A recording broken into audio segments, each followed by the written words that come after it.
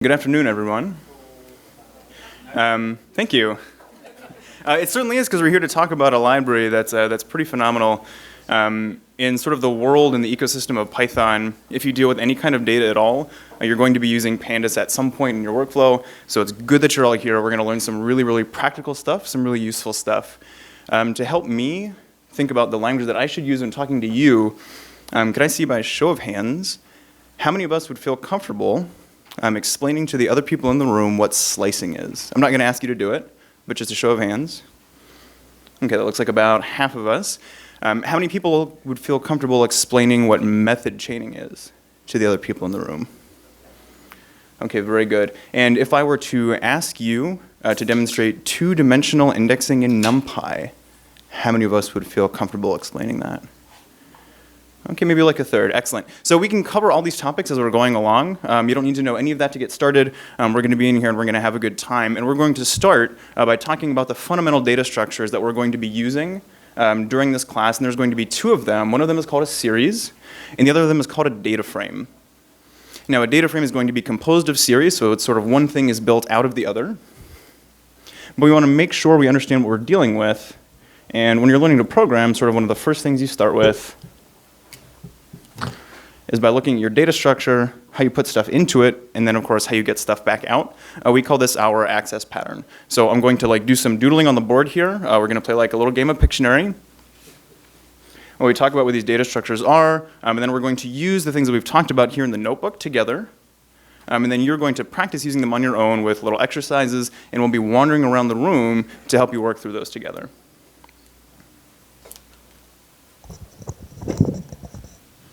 All right, so in the world of Pandas, we have two kinds of data structures that we're going to be dealing with. One of these is going to look much like a one-dimensional NumPy array. And what this means is that it is homogeneous in its data types. So if I have integers in there, it can only be integers. If I have one floating point number in there, it can only be floating point numbers. If I have one Python string in there, it can only be Python strings. So we are homogeneous in our data type, and we have a compact on disk representation. These two things together are also going to give us access to NumPy's fast, vectorized mathematical operations.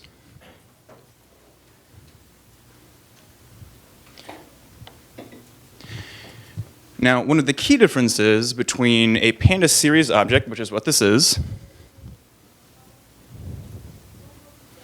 and a NumPy array is that when I'm working inside of NumPy, I'm required to know the position of everything. Everything is about shape and location by index. So are you the 0th thing? Are you the 1th thing? Are you the 2th thing? But frequently, when we're using real-world data, what we would really like to have is some sort of label-based access into that data. So I don't want to have to remember that Tom is in position 3 in my series. I don't want to have to look it up every time I sort my series. Where did Tom go? I would like to be able to ask, just where is Tom? I want Tom's data. And the data structure that provides this for us in the world of Pandas is something called an index. Anytime you create any data structure in Pandas, you get at least one index attached to that data structure. And more specifically, you're going to get one index for each dimension. So if I have a one-dimensional Pandas series object, that means I get a one-dimensional index, and this provides me my label-based access. So when we're working in Pandas, we have two options. We can get things the NumPy way by knowing it's in position 12 or it's in position 0. And we can also get things the Pandas way by knowing that I've labeled that piece of data Tom. Now typically, when we're importing data into Pandas, it's not going to come in as a single series of data, as a one-dimensional stream of data. It's usually going to come in the form of a table. And a table is a very particular kind of two-dimensional data structure that is homogeneous within a single column, but is heterogeneous across columns. So I might have one column in this data frame that has integer data. I might have another column that has floating point data. I might have another column that has string data. If you look at the data types in Pandas, you'll see that this is called an object. We may or may not explain to you why that's true. And just like before, when I had my one-dimensional Pandas series object in my data frame, I also have an index here on the left-hand side. Now this index is going to give me label-based access across a row of my data frame. Because I have a two-dimensional data structure, though, I now have two indices. I have the normal index that we're used to thinking about, which we'll now call either the index or the row index. But we also get a second index for our second dimension up here. Now this is also, strictly speaking, an index object. We will frequently call this the columns. And this columns index is going to give us labeled access down into a single column of our data frame. Now we can combine indexing operations across the rows and down the columns to extract very exacting pieces of information in all the flexible ways that we're used to using Python, using NumPy.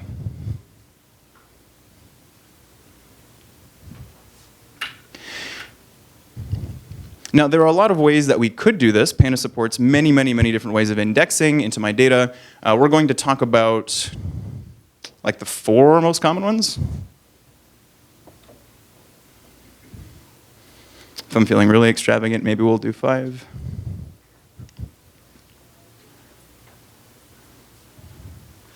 So the first way that we're going to think about how we can extract data from our Pandas data frames is using something that is called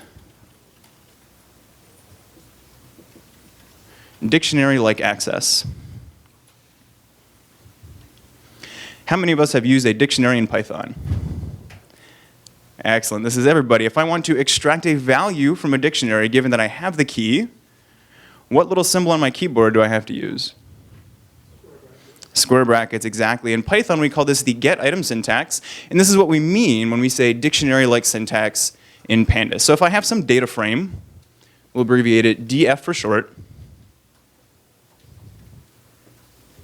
I can use my square bracket syntax to extract one column given the name of that column. Now there's a second way that I can interact with this syntax that's going to be much, much, much, much different than you would with a dictionary. In Pandas, I'm allowed to pass in more than one column name. So inside of my square bracket syntax, I can pass in a list of things like column 1, column 2. And this is going to return to me a data frame that has those two columns, column 1 and 2.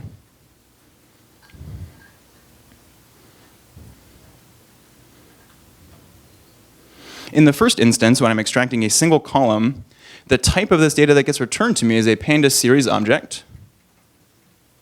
In the second case, this is a Pandas data frame.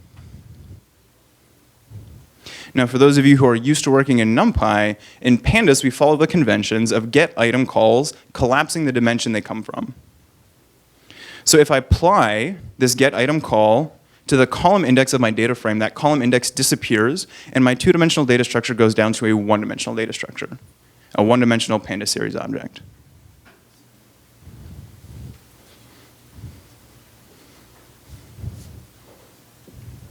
The second way I have of extracting data, of accessing data inside of my Pandas data frame, we're going to call NumPy-like.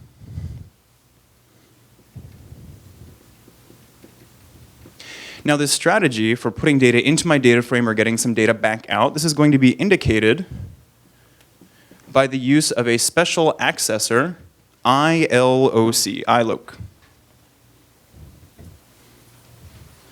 And this is how we're going to provide integer-based access in one dimension or in two dimensions into my data frame, just like we would inside of NumPy. So again, we're going to use our square bracket syntax. And if I supply only one number or only one slice,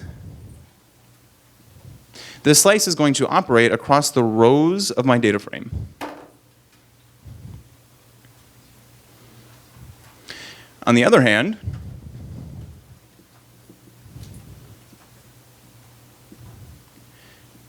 if I provide two integers for getItemCalls or something that has a colon in it, two slicing calls, this first one will operate across the rows. The second one will operate across the columns. There is no way that I can supply one slicing operator and have it apply across the columns.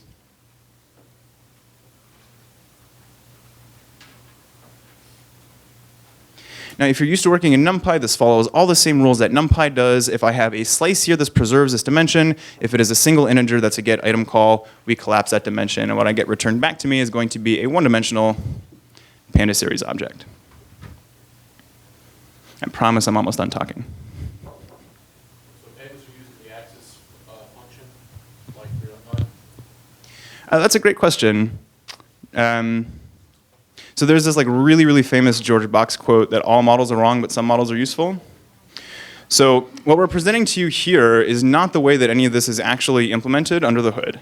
This is what Pandas exposes to you as its user-facing interface. And it mimics a lot of what you see in NumPy, and that is very, very much on purpose. Consistency in our APIs is how we make our libraries more accessible to other people. So it is not quite exactly the same thing in its implementation as the NumPy slicing, but as far as you are concerned, its behavior is going to be close enough that you can pretend that it is. There will be like a couple hiccups. We'll see one of those in just a second where these rules sort of don't quite line up. But for the most part, we can pretend it's true.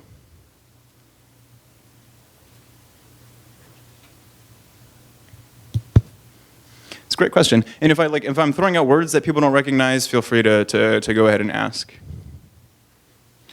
All right, so we have a third way of accessing data from our Pandas data frame.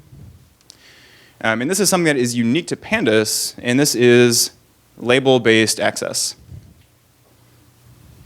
So this is what's going to be using the row index, the labels that are inside of there. It's going to be using the labels that are inside of the column index. Now, we know that we're using label-based index every time we see this .loc accessor. So this is a way of saying to Pandas, I would like to have something that looks kind of like NumPy slicing. So the syntax is going to look the same, where I can have like this one square bracket with a colon, and this is going to be applied across only the row index.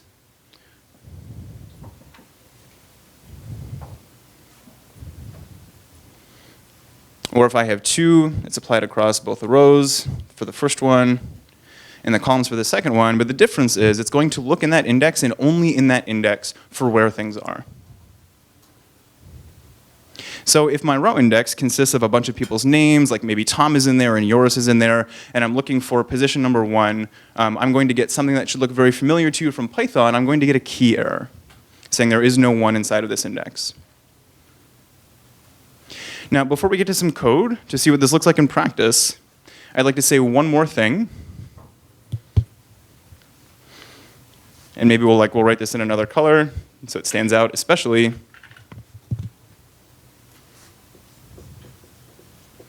In Pandas, indices are not the same thing as keys. When we work with dictionaries in Python, there's this one very particular rule about the keys that are supplied to that dictionary. Those keys have to be unique. For a Pandas index, this is not true. So you can have repeated index labels, both across the columns, which I don't recommend, that's super annoying, but it's very common to see this across the rows.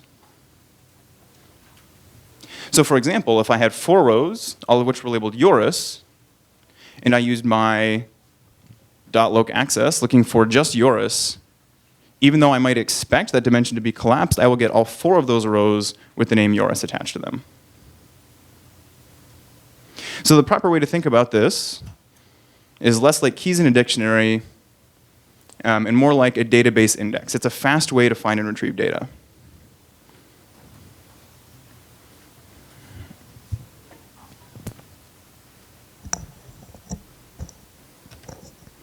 All right, now that we've had some fun doodling,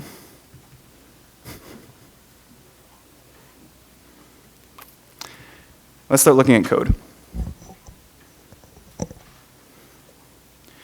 In our notebooks, we're going to start with some imports that we see up here at the top. And in this import, you'll notice that we're importing Pandas with something called an alias. We don't just import Pandas. We don't from Pandas import data frame, and we are importing Pandas as PD. We call this a canonical import. This is not required by Python. It's not required by the Python syntax, but it's such a strong colloquialism is not quite the right word I'm looking for. Convention, thank you. It's such a strong convention in the scientific programming community that if you do not do this, when other people look at your code, they're going to be very, very confused about what's happening. So it's not syntactically required, but it's very important. And there's a couple more setup things here at the top of the notebook. One of these is some matplotlib magic. We're not going to talk about the internals of matplotlib or threads of control in this particular class. All this is going to do for us is going to let us look at plots inside of the notebook itself. And we're going to set some options inside of Pandas and then also inside of matplotlib to make things appropriately sized for the notebook that we're working in. And for those of you who haven't used Jupyter before, the way that we're executing these is I hold down the Shift key and I hit Enter, 1, 2, 3.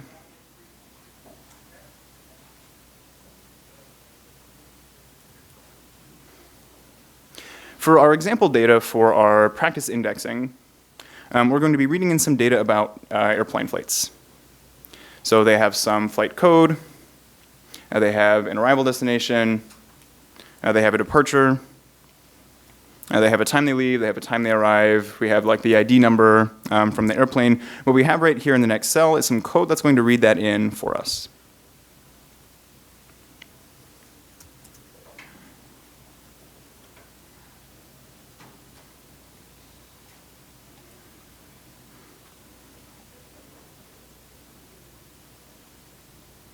We can take a look at the table that's output, just to give ourselves sort of a sense of what it is we're working with.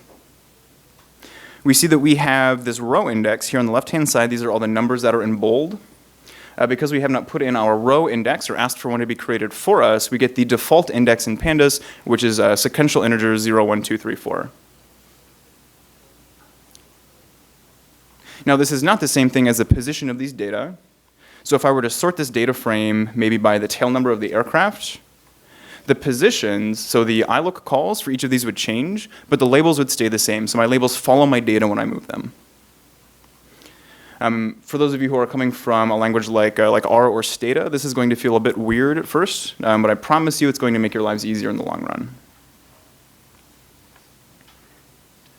For our column index, we have, these are actually some pretty nice column names. So we have the date of the flight, the characters, so this is American Airlines, an airline ID, which is a little redundant, and we'll look at that more later, tail numbers for the aircraft, flight coming from JFK going to LAX, the departure time, and this is in hundreds of hours, so this is 9:14, so that's in the morning. And if we sort of scroll over, there are some more columns that were sort of hidden off the screen here. We have the actual like date time timestamp objects for the arrival and departure. If we're doing things like timestamped operations, this is going to be the kind of data that we want to work with. And then finally, we also have the delays, both its delay in departure, delay in arrival, and whether or not the flight ended up being canceled.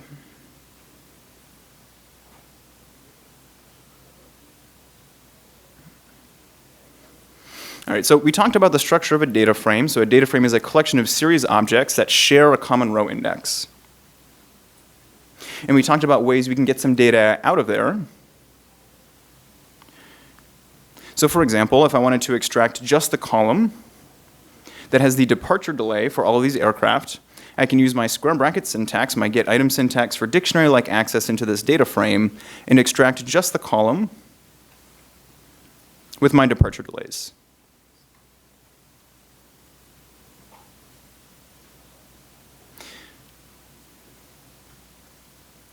I'd like to ask you, what is the data structure that is being returned back to me here? This is a series, very, very good. We'll notice it has a length, so this is the number of elements that are in the series, so we have 20,000 data points here. It also has a D type, so this is float64.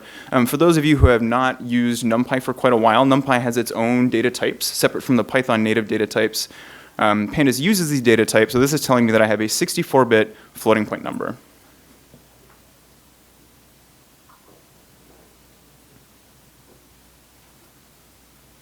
Now, if I want to extract just those column labels or just those row labels, I have access to these as attributes that are defined on my data frame object.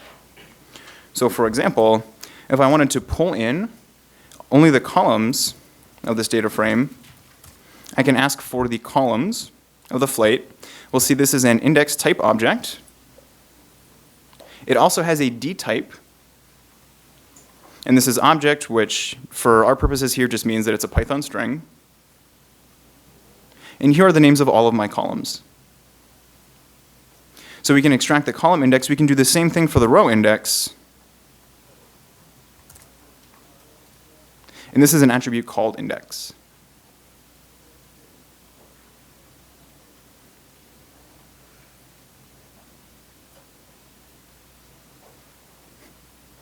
Now we're going to use both of these when we want to have label-based access into this data frame. And that's what we're going to work on next.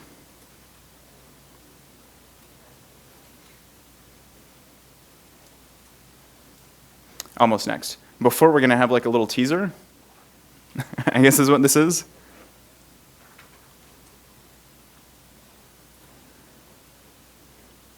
So let's say that I would like to know the average number of flights that are leaving the New York metropolitan area per hour. I'm not going to ask you to raise your hands to show us how you might do this. This is here in the code cell for us, but we can execute this to get a sense of the kind of things that are available to us when we're using Pandas. So I know that doing all this upfront talk about like indexing and how you get data by labels or how you get data by location can be a little boring. But at some point we're going to be generating plots like this, which is hopefully the motivation to keep listening to me talk. And not switch over to Facebook.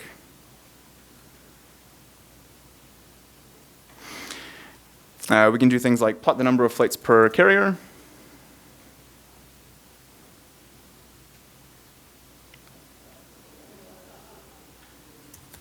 We can do things like look at the correlation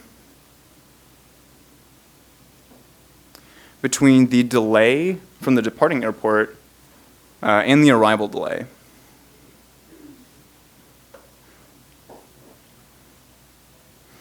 As you might expect, this is pretty close to a one-to-one linear relationship. However, flights tend to be a little bit later on arrival than they were on departure.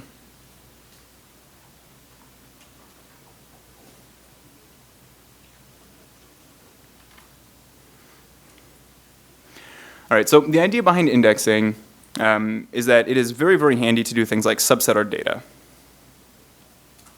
So I might want to only perform some set of comparisons or some set of tests on data from a certain time frame, from planes from a certain carrier.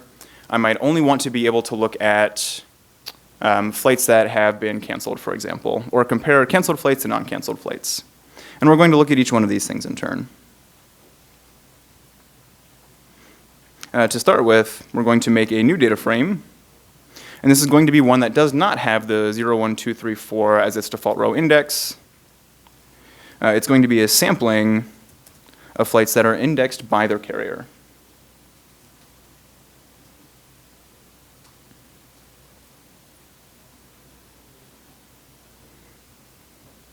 So this is the first flights, the first set of flights that are leaving out of New York in 2014 from airlines like American Airlines, Delta, not sure who F9 is, United, US, Virgin, Southwest.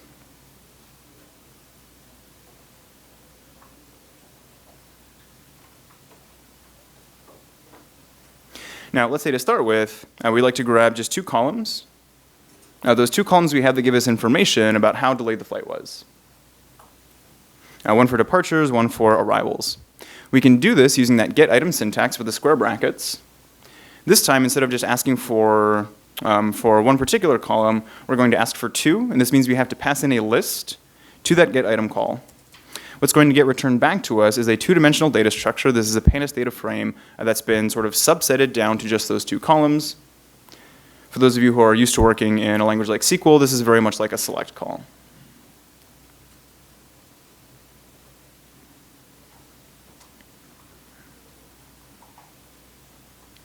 If it's a little bit easier for us, we can do this in two separate steps.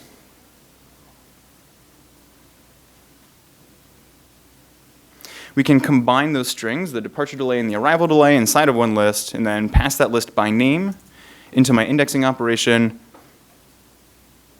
and we'll see that I get the same thing. Yes? Why double brackets on your previous one? That's a great question. So the question was in input 15 here, I have these double brackets after the name of my data structure. And the reason for that is these inner brackets is Python's list literal syntax. So I'm constructing a new list object. The outer brackets are getting translated into a get item call, and this is what's providing me that dictionary-like access into that data frame.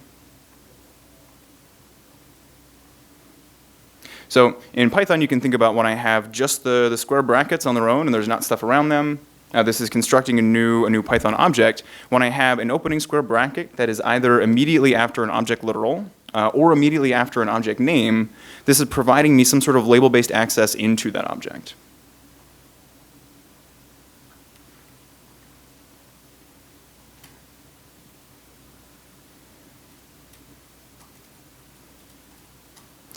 All right, so we're going to have our first little code exercise to make sure that everybody is on the same page. And what I would like you to do is to extract from the first data frame the columns named origin and destination, which is a shorthand just DEST. Now the way this works is you're going to put your solution here, and you can hold down the shift key and hit enter to see if it does what you expect. Afterwards, you can compare your answer to Tom's answer by going to the cell below and again evaluating it. So holding down the shift key and hit enter, and it's going to import some Python code you can look at for comparison.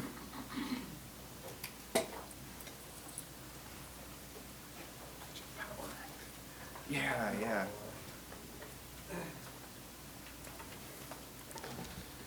And just a reminder, once you think you've solved it, go ahead and put your green or red one up, or probably your green one. And then if you need more time, we'll ask you, and you can put your red one up. And then, is there anyone who's still having trouble installing the environments? Raise your red one. OK. We have a cluster for later on. I need to get the IP address real quick. All right, so it looks like most of us have got there. Congratulations on solving your first exercise in the Pandas tutorial. We're going to come back together as a group and think about how we might solve this particular problem. So I know I have this data frame first, so I'm going to go ahead and type the name here. I'm probably going to be performing some actions on it by name. What I would like to do is extract 2 columns specifically. Now there's a lot of ways I could do that, but so far in the notebooks we've only gone through one, and that one way is to use the dictionary-like access. For dictionary-like access, I'm going to use my open and close square bracket, and this is my Python get item syntax. But I don't just want one column, I want 2. And so what this means is I'm going to pass in a list of column names, and those names are origin and dest.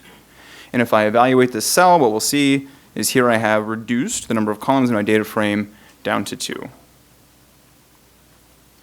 Do we all feel okay about this? Yes? Is there a reason that tuples do not work for the list things? That is a good question. Typically, tuples and lists are interchangeable. I know that there are some places, even in NumPy, where they perform 2 different functions, and there's an explicit type check on the data structure. I don't know why the choice was made for the get item syntax in Pandas specifically. So for posterity here, the question was, I couldn't use a tuple here, and why is that? And the answer was that in Pandas, there is something called a multi-level index. And this is much like a joint key inside of SQL. The idea is I can have a row that has sort of 2 labels attached to it. And Pandas does a type check for the tuple to see if it should be using the lookup on some sort of multi-level index with both labels. Other questions about this?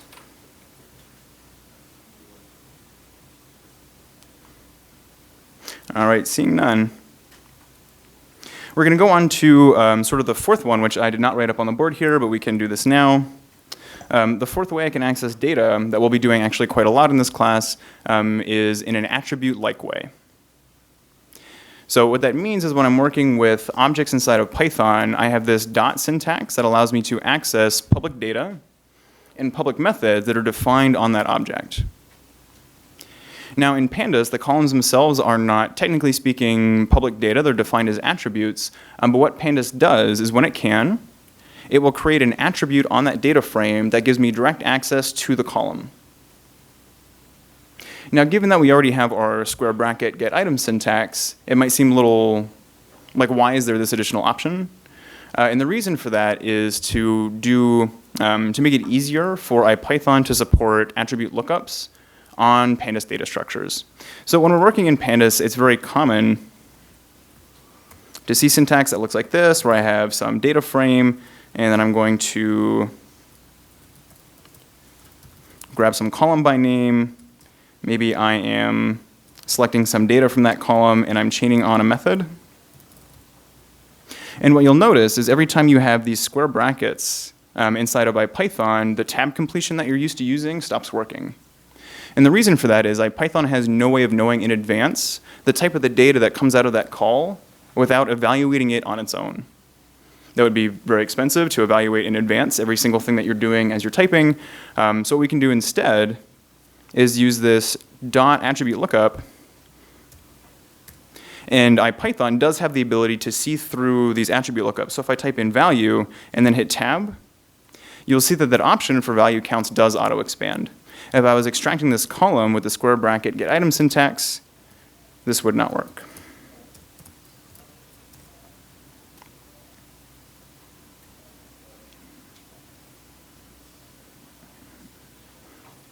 Now, there are a couple ways where this will not work, where you will not be able to have this attribute-based lookups into columns in your data frame.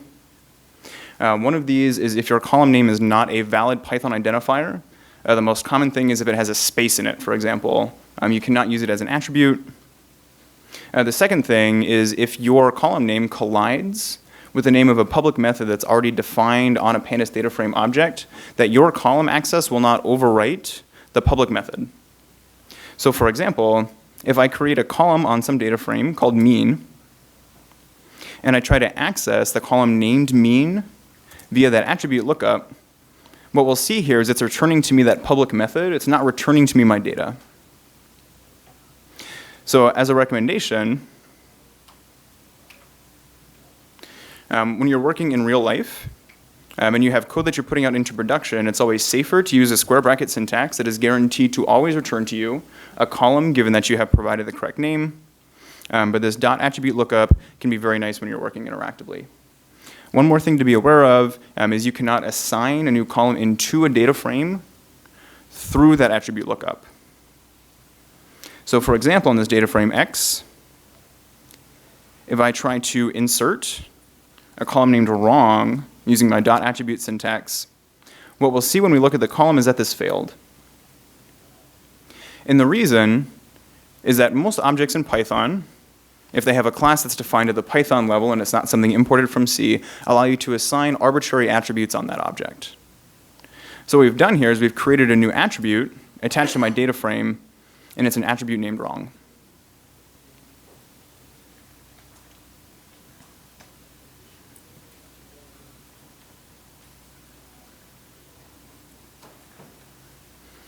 All right, so far we've seen our dictionary-like access using that get item syntax.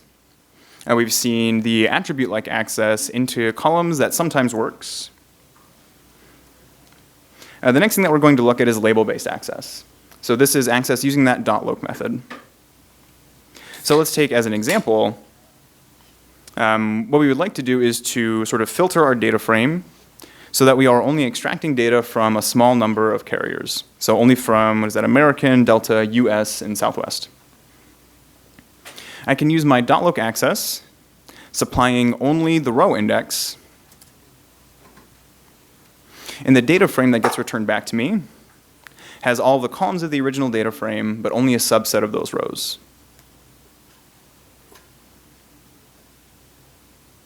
Now, if I supply two different sets of indexers, so one for the rows and one for the columns, where the rows is always the first one, the columns is always the second one, I can subset in both dimensions at the same time.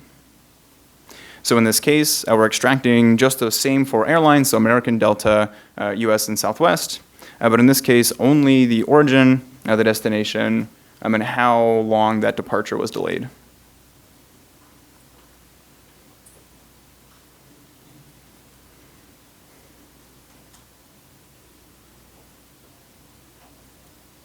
And as a reminder, just like in NumPy, whenever I pass in a single label, so I'm not slicing, I'm supplying some sort of get item call, that dimension gets collapsed. What gets returned back to me is a one-dimensional data structure. So since I'm only asking for the tail number column, that column's dimension gets collapsed. What's returned to me is a Pandas series where the index of the series shares the index of that original data frame. Now we can do this another way, where, for example, we ask for just one single row label, but we're also slicing across all the columns of my data frame. And in this case, we still get that one-dimensional data structure. It's still a Pandas series object. But in this case, the index of the series that's returned to us is being pulled from the column index of the data frame. So just like in NumPy, where my one-dimensional vectors are neither row vectors, they're not column vectors, they only exist in one-dimensional space, in Pandas, a series object is not always a column. It can correspond to things like data from a row.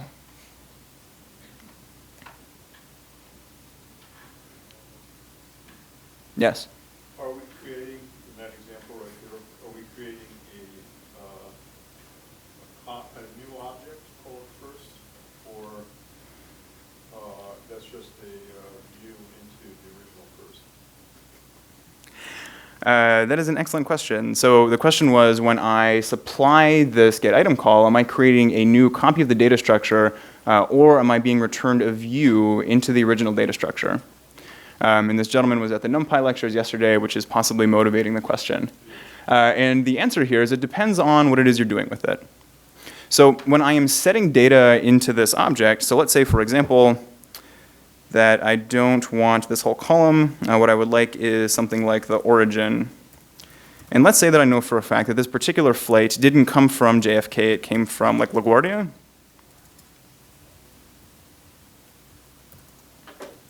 When I execute this data will be inserted into the original data structure.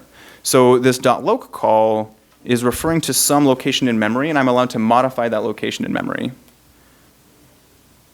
So if I execute this and look at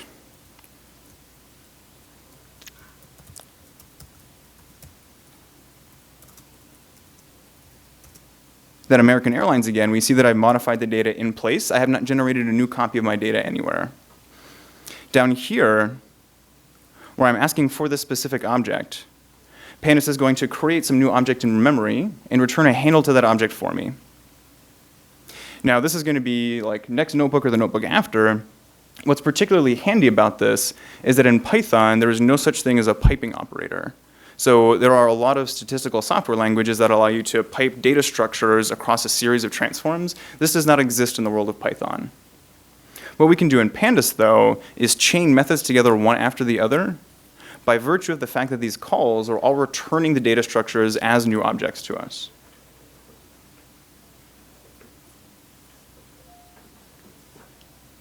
Now, one of the things we may or may not talk about later is that most of the methods, I think almost all the methods now, that are defined on Pandas data frames have an optional argument called inPlace. And these are operations that will occur in memory without generating a new copy of the data. So if something like memory efficiency is something that you're concerned about. Not necessarily. Which is unfortunate. Sometimes, but not always. We'll say with an asterisk, to be followed up on during the break.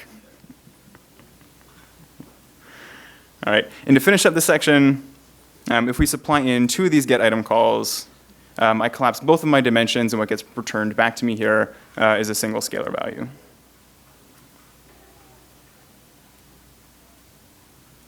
So just to follow up on the comparison to NumPy, Mm-hmm. in NumPy we were told yesterday that if you used a boolean to subset essentially your array, you were creating a copy. Mm-hmm. That's not true here because you were just using a boolean. And you were modifying the original, weren't you? No, I'm sorry, you weren't using a boolean. Sorry about that. Incorrect, you were using a sign. Sorry. It's okay, it's okay. And we'll talk about Boolean masking in a bit. Yeah. But just to note, an important difference is also that on assignments. So, Joris, if I can interrupt? The camera might not get you unless you're using the microphone. Okay. An important distinction here is in indeed, with the Boolean index, and that Dylan would explain that directly, you make a copy if you select a subset, but you can still, if you directly use it is in one construct and assign a new value, you can still update the original data frame. So what you get if you would assign this to another object, it can often be a copy, but that doesn't mean that you can use the syntax to modify the original data frame. And the same goes for NumPy. So, can I kind of like ask for clarification? So is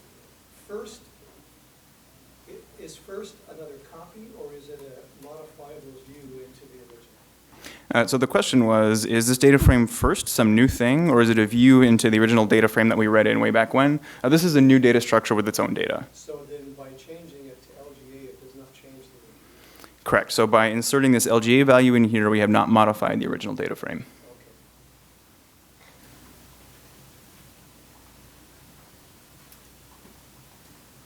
But as you hinted, there is a way to not get a copy. So not in... so the question was that I had said earlier that there was a way to not get a copy. There is a way to avoid generating copies when calling methods on data frames. So this kind of subsetting will return a copy. Okay, thank you. Mm-hmm. So now that you run it and assign LGA to that data frame, in order for it to run the rest of the execute, you have to go back and rerun this board maker. It makes sense, right? Since it's created a copy and put it in a new location.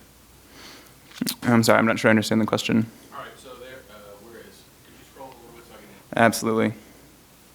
Right there, in 27.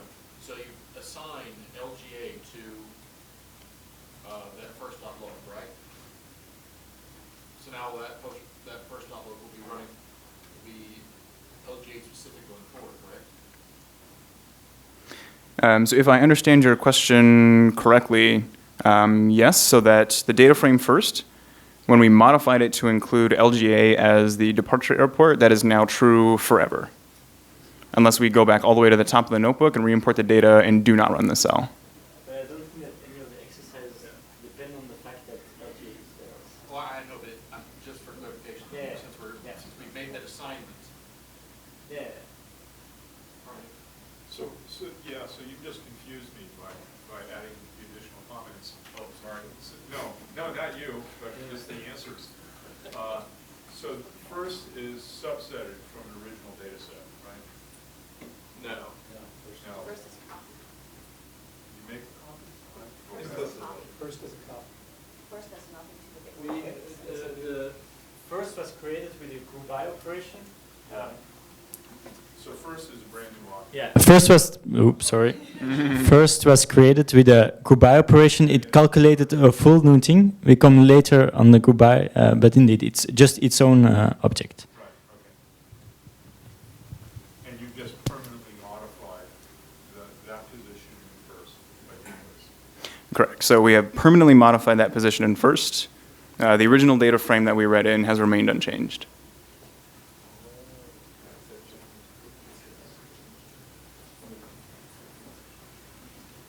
I'm sorry, I'm a bit confused when you said like the original data frame is still unchanged, because I mean, if I run first after the assignment, the LGA assignment thing, Mm-hmm. like this cell now has been changed in the first data set, right? Correct.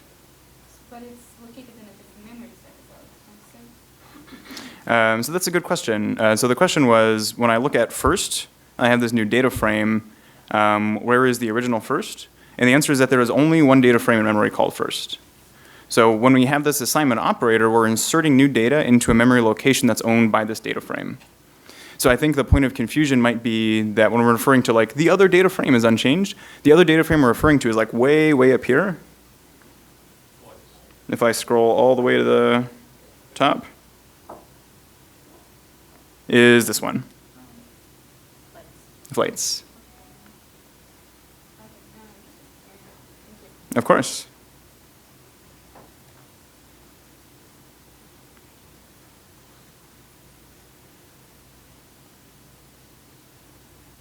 All right, so mostly we've been doing one of two things. We've either been supplying just some single label using that get item call, or we've been supplying a list of those labels.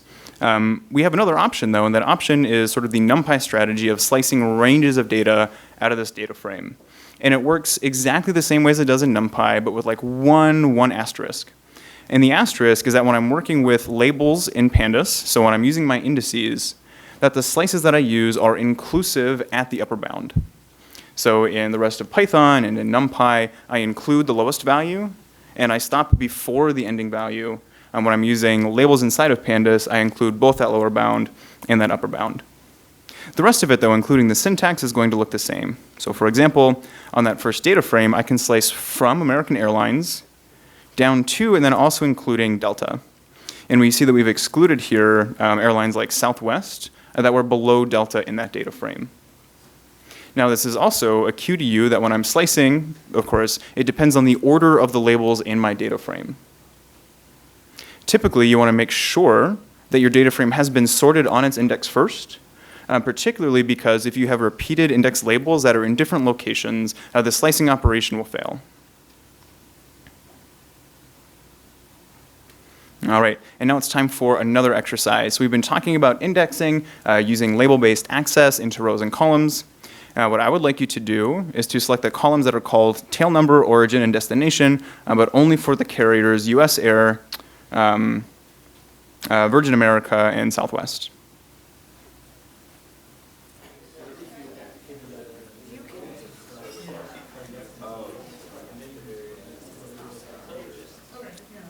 All right, I'm seeing green flags everywhere. So that's good news. Maybe I'll ask you this time. So I have this task here. I want to select columns tail number, origin, and destination, specifically from US Air, Virgin America, and Southwest. What do I need to type into my cell to make that happen?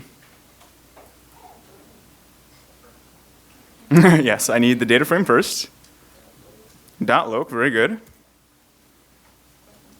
Mm-hmm.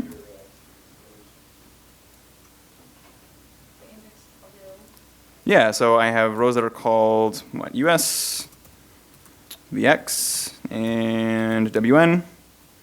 And what else do I need? Mm-hmm. And another list for the columns. Perfect. So we have tail num, we have origin, and we have destination. Yeah. No, this is okay. So at least two of you asked me about this, so we can also have this as a discussion as a class now. I'm seeing this exception here that says if I pass in a missing label, I'm going to get a key error in the future. And it might be not super clear what's happening until I sort of look down at my data frame and see I have this column here that's filled with nans. So I haven't talked about missingness yet, but nans are what Pandas uses to represent missing values. And the reason I have this whole column of missing data is I've asked for a column that does not exist anywhere. So if I come up here and correct my typo from tailnum to tailnum, we get the expected solution. And the error message means right now we get a column with nans, and in the future we're going to get a key error. So the question was that error message means that right now I'm getting a bunch of missing data. In the future, it's going to raise an exception. That is exactly correct.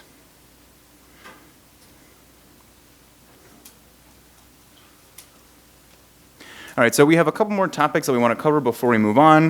One of these is Boolean indexing.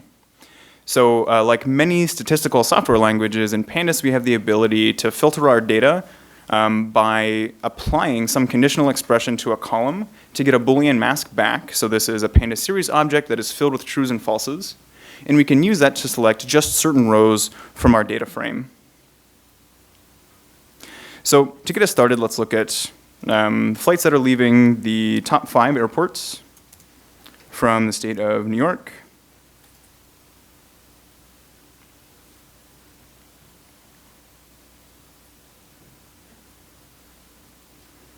And this is returning to me a series where my row index is the key code for the airport, so LGA for LaGuardia, JFK for John F. Kennedy. And what we would like to do now is to extract just those most common labels, so that's the first 5.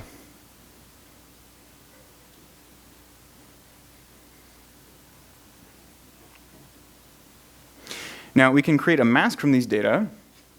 So from our original flights data frame, we can ask if the airport, so the origin airport, is in one of these top 5 by using the isIn public method that's defined on Pandas series object. So flights is the data frame, origin is one specific column, and isIn is going to return a Pandas series object the same length as the origin column and with the same row index as the origin column, filled with true and false values, where I have true values for all the locations where the data in that cell is in this list of my top 5. And it looks like this.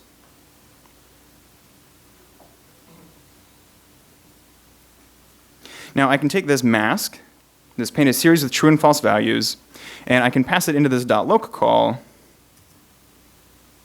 to select out just those values that are coming from one of those top 5 airports, the top 5 busiest airports in New York. So here's my .loc accessor, here's that mask. We're also selecting out the origin and the destination here, but we can remove those and see that I can use this just a subset of the rows from this data frame.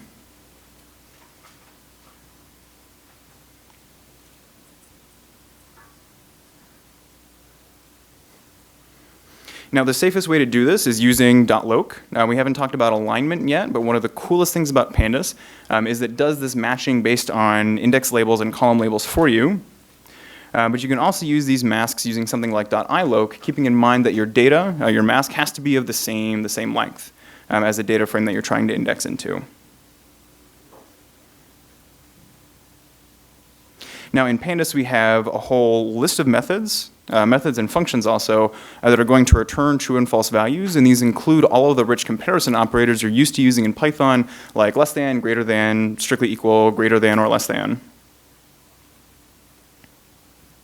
There are also a couple in Pandas that do some sort of special behavior. So in Python, every numerical library has its own built-in helper method for finding where the nulls are in your data sets, where the np.nans are, for example. In Pandas, this is called either isNull and not null, or isNA and not NA. These are going to return a Boolean mask with true locations where I have missing data. So I can use this, for example, to extract all of the flights from this data set where my departure time is missing. And I think I saw a hand, yes. So what is the mask? The mask is not a list. Is it a vector, or is it a data series, or what is mask that you created? Yeah, that's a great question. The question is, what is mask? So we can scroll up to where we created it. When I ask for mask to be output from my data frame, we see what's returned to me here. This is a Pandas series object. So it's a one-dimensional data structure. And it has a data type. So this is my Boolean data type because it only has true and false values. And the crucial thing about the masks that get returned in Pandas is they share, I can't just highlight the index here, but they share the row index from the data frame.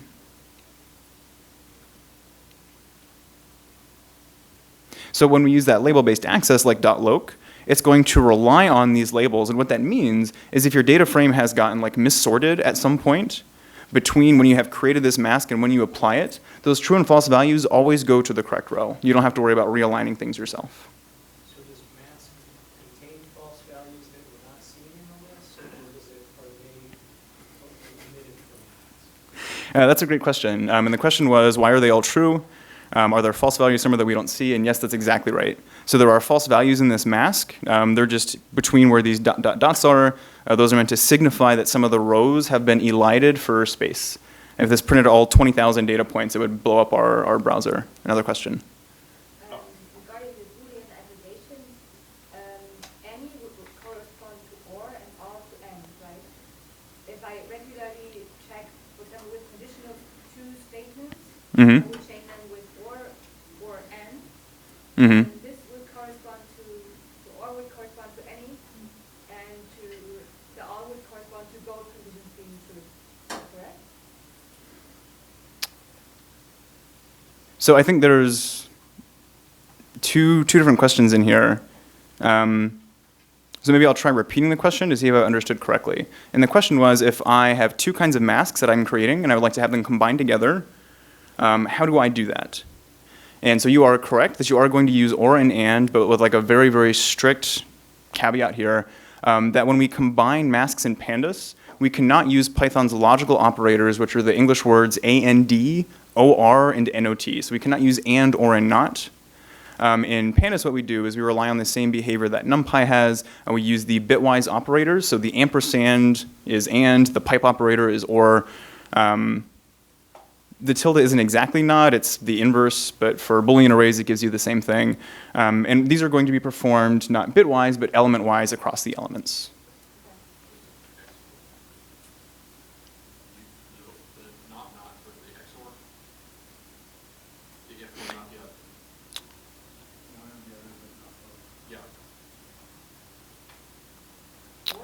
Yeah. So the non-inclusive or is going to be the hat operator in Python.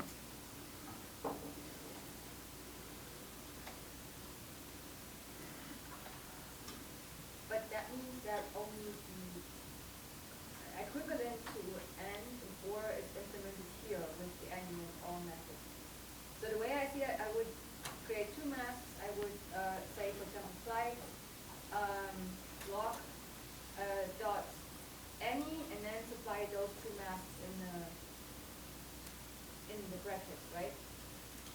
So I think I would need to see the syntax you're referring to give you a definitive answer about this. Can we push this offline? Yeah, sure. Okay, thank you. Exercise in like 2 minutes. Oh, okay, sorry.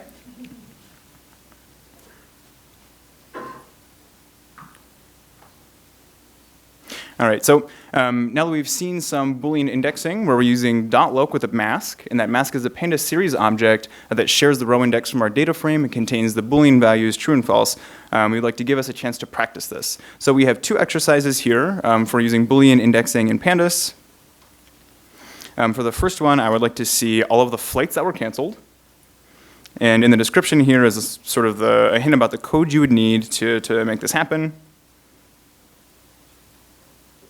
And in the second one, we're going to ask you to find all the flights that is departing before the hour of 6 a.m.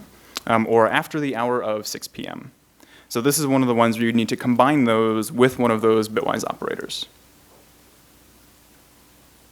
All right, so somebody's going to check USGS to see if the building will actually fall down on our heads. And in the meantime, the rest of us are going to blithely pretend that nothing is happening. And move along with the exercise. So we have this data frame flights. We want to know all the locations, so we're going to use .loc, and specifically those locations where that canceled value is equivalent to 1. So I can ask for all those locations where my canceled column is equal to 1, and this gives me all of those canceled flights. Now this was not the only way that you could have solved this problem. Instead of using sort of the square bracket dictionary-like access, how many of us use the dot attribute lookup? Awesome, you are spot on. That is also 100% correct. Did somebody do something that was neither of these two things? I did a dot EQ with the dot cancel. Oh, that's a good one. So instead of using the operator, we can ask very explicitly for the method instead. So I said flight dot cancel dot EQ of the line. Perfect, and that would work too? Is that what you did? Not with GT 0. For things that are greater than 0, this also works, because in this case, the values are only 1 and 0.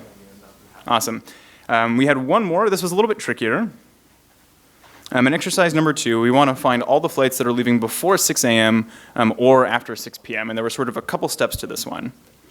So just like before, we're asking for some locations from our data frame. So this is going to, again, be flights.loc. But in this case, we're going to be subsetting based on 2 masks that we'd like to combine together. Now, to make things a little easier for ourselves, we're going to put these masks that we generate inside of parens. And we're using this to force the order of operations of evaluation to be the way that we want. So we want the masks to be created before that operator is applied. The operator that we're going to use is going to be this pipe operator. So if you haven't seen this before, it's in like the top right-hand side of your keyboard. In Python, this is the bitwise OR operator. In Pandas, it is the element-wise OR. So we want these 2 masks where either one of them is true. So either before 6 a.m. or after 6 p.m. And now we can use our masks. So for the things that are before 6 a.m., we're going to ask for the departure time. And then there's one little extra step in here, which is .dt.hour. So when we were working on this exercise, quite a few of you asked me about this, about what this .dt is. And this is a place where we can hide some functionality that's specific to one type of data. So this .dt namespace is going to contain a lot of attributes and methods that are specifically for working with timestamp data. Now, as you get on in Pandas and you do some more complicated stuff, you'll see that there is also like text processing. So like regular expression patterns you're going to find inside the .str namespace. So we have .dt.hour is less than 6, or flights.dt.hour is greater than 18. I did forget to put the dep in there. All right, when I've combined those two masks, here I get all these flights that are either leaving early in the morning or they're leaving late in the evening. Now, there were some of you who composed these two masks separately, so you gave each one of these a name, and then combined those names together and use that final name inside of that indexing operation. That is also 100% correct. You are on the right track. Now, we do need to move on, but I would like to pause for a minute to appreciate that the ground is shaking and to ask if there are any last-minute questions you have before we move away from the indexing notebook to our next topic. I have a question. Yes? So why does this work without the block? Because we are still looking on that row index.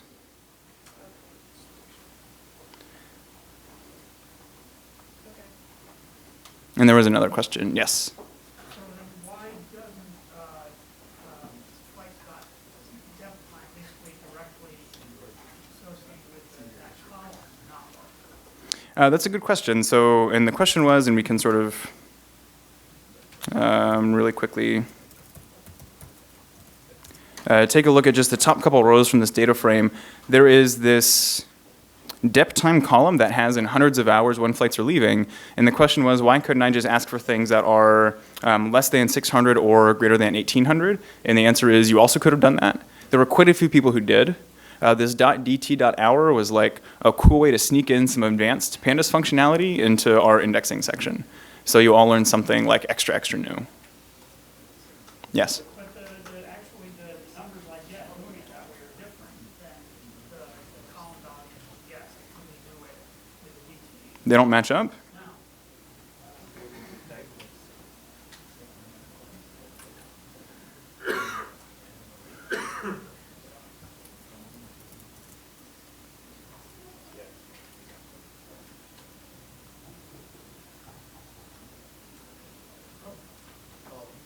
Departure time is an integer that's not in hours or minutes. You gotta be careful about the previous day. It's just 1902 instead of 19 hours, the 19th hour, second minute. So you have to be very careful what you're comparing it to.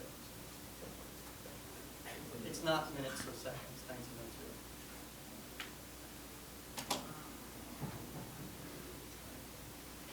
1902. So I'm not sure why. We can look at this offline and I'll get back to you. From what I see, these match up fairly one-to-one. So 852 for 852 hours. That's the time change. You're arriving before you depart, so. Oh, but for like dep time to dep, Yeah, that should. those seem to match up. Yeah, so we'll look into this later. Any other last-minute questions in the back? Yes. So for the dot block except for label-based indexing, you could have an integer be a label if that's like the unique, for whatever reason that's the unique marker for a label. But if you were to use dialog for position, that would be an integer, but the position might be a different integer than whatever unique integer as a label is assigned to that. Is that fair? Yeah, I think so. So the question was, so we're using this this index with sort of strings in my label, or later we'll see timestamps in the label. Can I have just integers in the label? And yes. And you can think about that as representing the original ordering of your data. And this is separate from iloc, which is the current ordering of your data. And we'll make this the last one, yeah.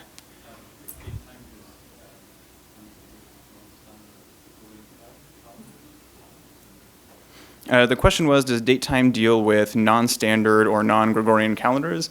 And the answer is not as far as I know. So you may or may not at some point in your life have the need to count from like one business quarter to the next business quarter. And this is something that datetime operations in Pandas will handle. If you want to have support for something like a lunar calendar year, you can do that with a custom like datetime offset, but that's something that you would need to write yourself.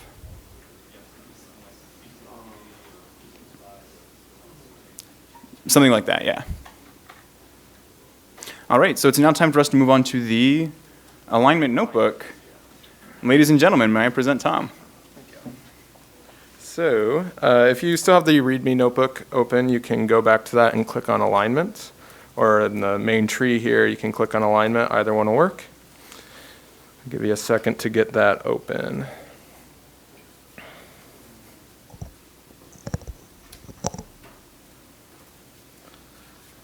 Okay. And yeah, I should say, we had to cut that last notebook short, but there's a bit more on iLoc, which we talked about briefly, and then a bit on indexing with date times. So if we get to the datetime section, we'll come back here and take a look at it. But for now, we're going to move on to alignment. Okay. So alignment's all about making your job as an analyst or whatever, whenever you're working with data, making that easier, just increasing your the flow of your data as you're working with data. Okay, so it's not a thing that you actually do explicitly, really. It's going to be happening in the background. Pandas is going to be doing it for you, but it has some implications for what operations do. Okay, so we're going to start off by doing our usual imports here, NumPy pandas and a few others, and then we're going to take a look at doing things the wrong way first. Okay, which I hear is a bad teaching strategy, but oh well. So we have some data from Fred on GDP and CPI. CPI is a measure of inflation. And each of the two data sets are in a separate CSV. And there's two columns in each CSV. There's a date, and then there's the actual values, either the CPI in this case or GDP in the other one. So we're going to go ahead and read those in. We saw pd.read CSV earlier. Parse dates is new. We're saying these columns, they're strings in a CSV. Everything's a string. So we tell pandas that these strings are actually dates. And we'll take a look at those first two. So we have the GDP, date, and the actual value, the GDP. And then for CPI, we have the values and the date.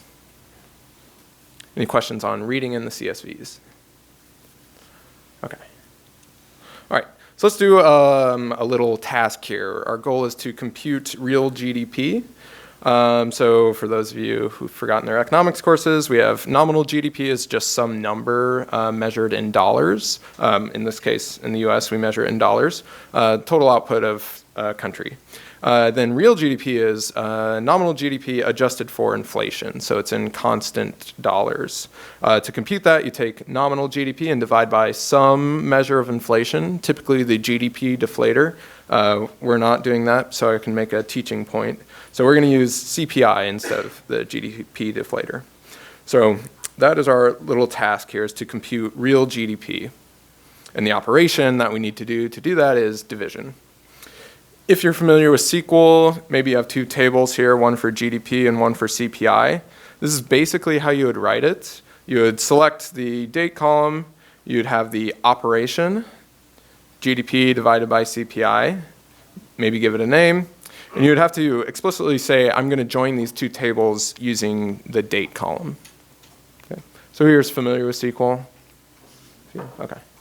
I think you would do this in R. I'm less familiar with R, but I think this is roughly how you would do things. And we can do it in Pandas that way as well. So to do joining multiple tables, you can use pd.merge. You give it your left table and your right table. You say on, so this is kind of like the using column keyword there. And then we're going to do an inner join, just to be explicit about it. Then we can go ahead and do the join. And once we have that table that's joined together here with all three columns, we can go ahead and do the division. So we're going to do GDP. We're going to select the GDP column and divide it by the CPI column. Yeah? Repeating merge, what if your joint columns are, they're the same thing, but they're named differently in your data frames? Then you would do left on equal that, right on equal to other. Sorry, the question was what if they're the same thing, they represent the same thing, but they have different names. So that's how you do it. Okay. So we've done the merge and we've computed that. There's a couple things that aren't great about this output. So first of all, we lost the dates, right? In this M column, in both of our original data frames, we have the date next to our values, our GDP or CPI. After we've done the computation, we've lost the date, which is, it's kind of annoying. It's not the end of the world. We can add it back, but it's annoying. And then the second thing is we had to manually think about joining these two together. That's just an extra step. Our goal was to compute real GDP, which involves taking nominal divided by CPI. Nowhere in that, like nominal divided by CPI, there's nothing about merging. So why do we have to think about that? Okay, so there's a better way to do this with Pandas, and it relies on using your index labels to do alignments. So we're going to take a look at that. So again, we're going to read in these CSVs. We're reading in the data set fresh. And we're making a couple changes. First one is we're saying index call equal date. This is the first important change. That's saying I want my row labels to be date. Everyone see that? Remember that this is the series output here. We have the index, the row labels, and then the values. Previously, when we read that in, we had just our default index of 0 through length of the data frame, -1, and then they had 2 columns. Now we have our row labels are the actual date. The second thing we changed was the squeeze. So if you leave that off, you get a data frame. Do you see the HTML output here, the nice pretty table? And with the squeeze, it squeezes that one column data frame down to a series. So this is a series. And I'll talk about why we did that in a second. All right, so we have one series called GDP. We have a second series called CPI. Again, the same things, index call equal date, and squeeze it down. So now we have 2 series, and we want to compute real GDP. And remember, the formula for that is nominal GDP divided by CPI. We just write that, and we do it, and we get our output, kind of. First of all, we'll reflect on that for a second. So there's nothing involving joins here, okay? We're just writing our formula for real GDP, and we're going ahead with it. And the key to that is that we used our date as the row labels. Okay, so before we take questions, first of all, let's talk about all these nans. So we saw these earlier on. These are not a number. It's Pandas' missing value indicator for numeric data. Okay, so this, where did these missing values come from? If we look back at the original data, we can look at gdp.head, and we can look at cpi.head. You'll notice that the 2 dates don't align exactly. GDP is quarterly, so there's month 1, 4, 7, whereas CPI is monthly, so 1, 2, 3, 4. Okay, that's kind of why we have to go through this whole business of merging or aligning in the first place, is they're at different frequencies. They don't have the same index. With SQL, you would explicitly say, I want to join these 2 on this field. With Pandas, we're going to let Pandas do it for us by setting those to our row labels. So like I said, you don't typically do this kind of alignment explicitly. Typically, it's happening in the background for you. But just to see what Pandas is doing for us, let's actually write it out. So we're going to take gdp.index. So remember, this is the ones where the date is our row labels. We're going to take gdp.index and union it. You can use pipe or you can use .union. Maybe we'll do that. Maybe this is clearer. We're going to union it with CPI. And so this is the full index. And this is monthly, right? It's got the, it has all of the observations from either the GDP or the CPI series. Any questions on that union? That's like a set union. Good there. Okay. So we have this new full index with all of the dates for either one, and then do a reindex. So again, typically you won't be doing this manually, but this is basically what Pandas is doing in the background. It's doing a union of the row labels. It's reindexing both GDP and CPI. So we can take a look here. Reindex full index, full IDX.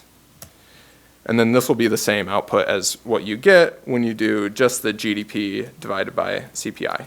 But this is nicer to write than having to do the reindexing. Any questions on that? Okay. All right. This comes up in a lot of places, and it's I think unique to Pandas. So if you're familiar with R, when you have differing row labels, I don't think it does this kind of alignment for you. I think it ignores them. So it's a kind of weird thing, but it ends up being quite useful. Okay, let's do an exercise. So we're going to be computing real GDP in 2009 dollars. So this is going to be doing a couple things. Previously, I think the index for CPI was like the average of 1982, 82 to 84. So that was like CPI is an index. So we've arbitrarily said that some value is equal to 100 and everything else is relative to that. So we're going to shift that arbitrary value to be the average of 2005. So we want to find the average CPI for 2005, which I'm now realizing we don't know how to do because we skipped that section. Apologies, I'll show you quick. How do I select the values for just 2005 from CPI? This is the date-time indexing section that we skipped. So typically, loc is, we look up by label. So maybe you're thinking, okay, I need something like, 2005 to 2000, maybe something like this. But this is going to look up the integer 2005. So what do I do here? You could do something like pd.timestamp, but we're not going to do that. We're just going to do the easy thing and put that in a string. So Pandas makes a special case for date-time indexes. This is not looking up the string 2005, it's looking up the year 2005, or you can do the month 2005, January. Okay. Everyone okay with that? That's a bit of magic that we skipped over, but everyone see what's going on? Makes sense? Okay. Okay. All right, so now we have CPI for 2005. Sorry, we want 2009, right? For the exercise. Okay, so we have the CPI for 2009. Now we need to rescale CPI, the entire series, to be base 2009. So we want the values in 2009, the average value there to be 100. Okay. So if you're familiar with NumPy, you might know how to take an average or a mean, perhaps. So I'll let you work on this exercise now. We'll give it a couple minutes, maybe 3 or 4 minutes. And then when you're done, put up your green flag, or if you get stuck, put up your red one. And yeah, I'd recommend struggling with a bit if you need, and then we can take a look at the solution. And then we'll do a break at the end of this notebook, which will be in about 15 minutes or so at 3:30. Okay? Forgot about this exercise. Okay. Let's start on the first step of this. So we saw selecting the 2009, and maybe this part wasn't clear. I have a warped brain because of my economics background, but the average value for 2009 is just some number. It's 214, arbitrary. And so what we want to do here is take this number, and then to do the actual rescaling, it's just it's something, we do as economists. So sorry about that if the instructions weren't clear, but we're going to rescale a series to a new base. The idea is you take the original series, like CPI, you divide it by the new thing that you want to call 100. And we're calling 100, we're making 100 equal to the average for 2009. Okay, so this is our new base. 214 is going to become 100, essentially. So we're going to say CPI divided by average. And if you look at the scale, it's a bit off here, right? So our numbers are basically centered around 1. Everyone see that? So it's a little less than 1, a little more than 1. And that's because when you do this dot mean here, we've gone shifted basically down by a factor of 100. So to rescale it back up to be in a proper index, we'll multiply by 100. And so this is our new CPI. Okay? So again, just breaking that down, average is just some number. Notice when you take a series divided by some scalar like this, Pandas has broadcasting like NumPy, so you can divide arrays by scalars, and it works how you would expect. And then we need to rescale it to make it an index. Any questions on that? Okay. Okay. Let's see here. Okay. So for the next bit, remember how earlier when we did the read CSV, we had that squeeze at the end, and I promised we would come back to it. So this is why. We're going to make a new thing called GDP underscore, and we're going to, this is the same as before, only we've removed this squeeze. So we've gotten rid of the squeeze. And remember I said that takes a data frame with one column and squeezes it down to a series. So this is a data frame, GDP underscore and CPI underscore. At some point, this will just happen to you. You're going along doing your analysis, and all of a sudden, all of your data is missing. And the likely cause is that Pandas aligned something when you didn't expect it to. Okay, so what do you think happened here?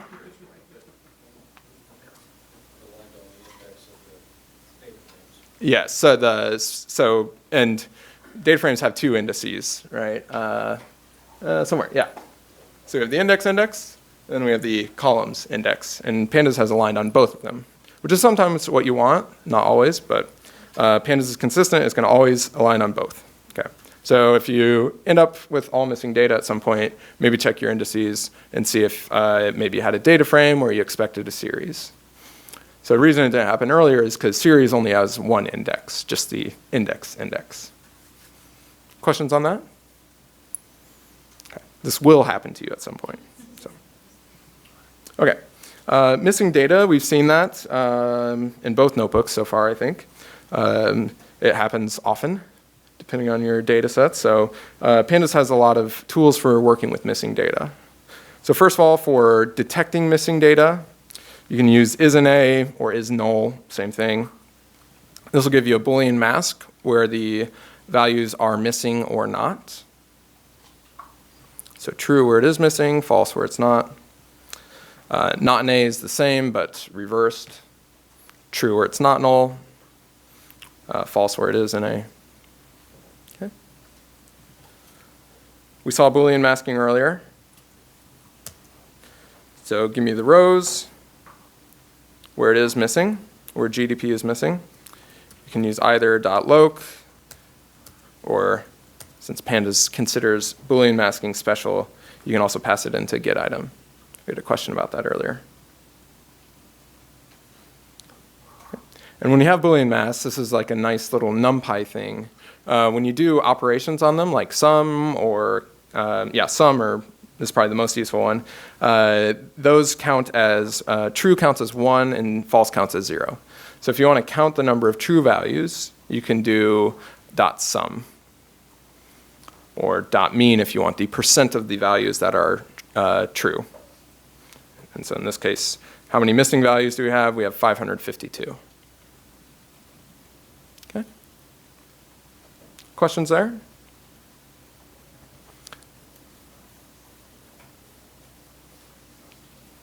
Okay, so that's detecting missing data. Maybe you've detected some missing data and you want to do something with it. One option is to drop it, the preferred option if you can. Make your problems go away with .dropNA. It rhymed.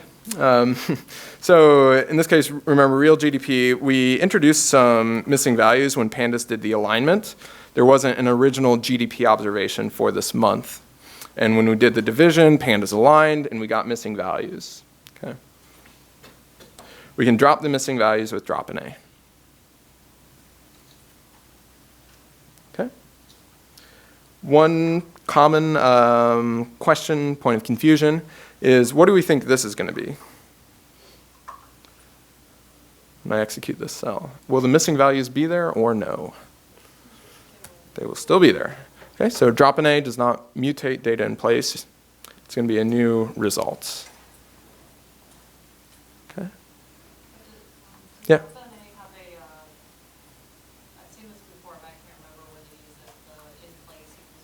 It does, yep. So the question was, does drop an A have in place equal true? It does. I recommend never using it. So there's, it's confusing because in place has two meanings. First of all, there's two ways to change our, my variable, our GDP. What does that refer to? There's the concept of variable names, and then there's a concept of copying memory, and in place currently conflates those two.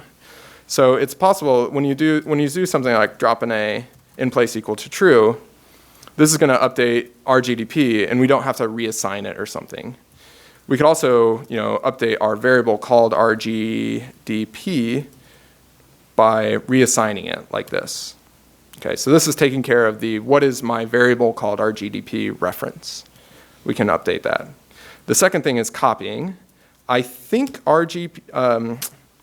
I think drop an A will, so this kind of is straight. I don't know if this copies or not. We would have to look at the implementation, and it's going to be horribly confusing, so it may or may not. Many of the times when you have drop an A, when you have in place equal true, what Pandas does is makes a copy of your data internally, updates the thing, and then updates your reference to it.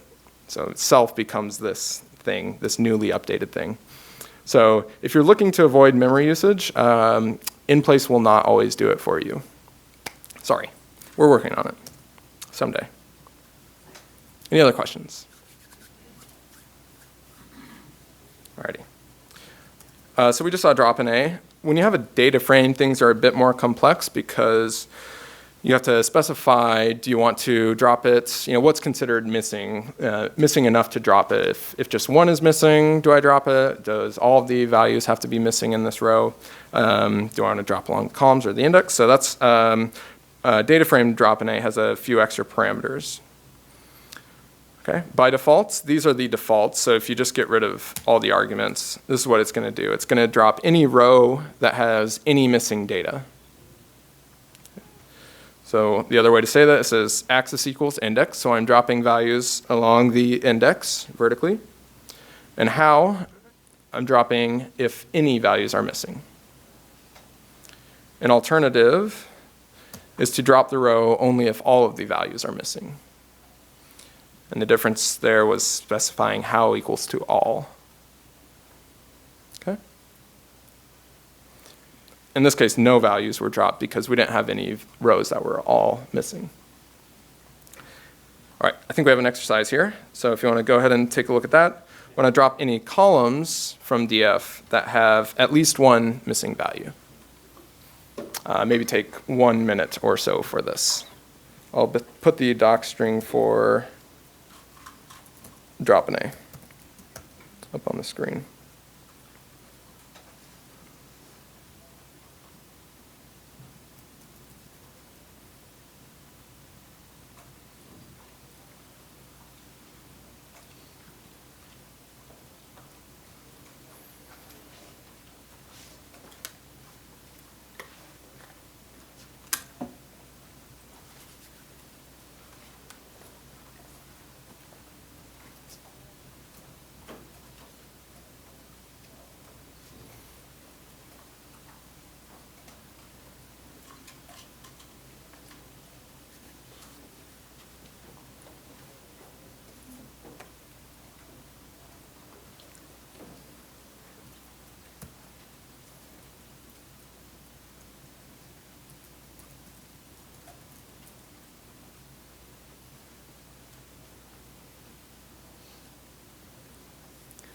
Okay, what should I put here?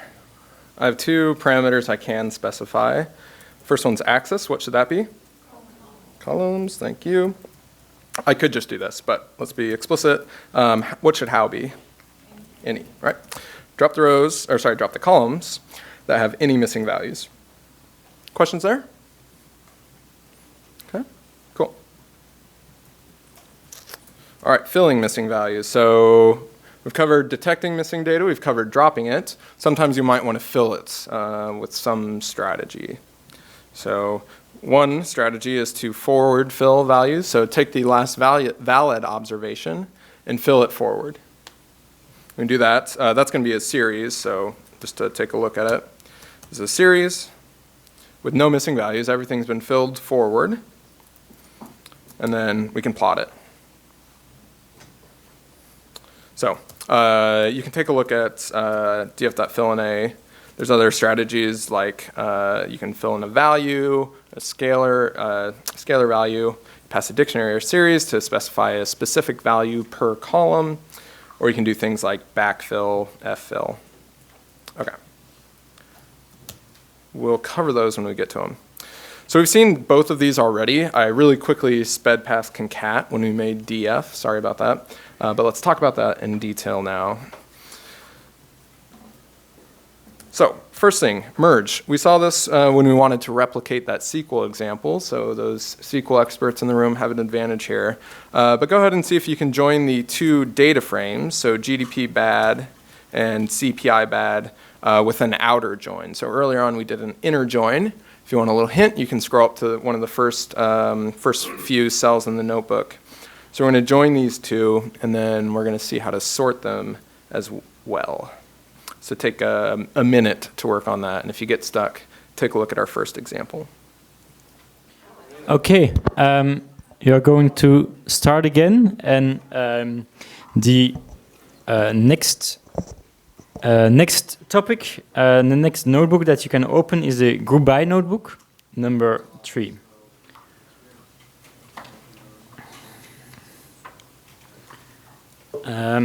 So for this notebook, again, I'm going to import Pandas and the other libraries. This time, we are going to use a dataset on beers. So there are beer reviews, all the reviews apparently by the top 100 reviewers. So what is inside the dataset? So there are beer names here, beer style, and then reviews on a score from 0 to 5 of some different things: appearance, aroma, palate. I'm not sure what that is. The taste, overall score.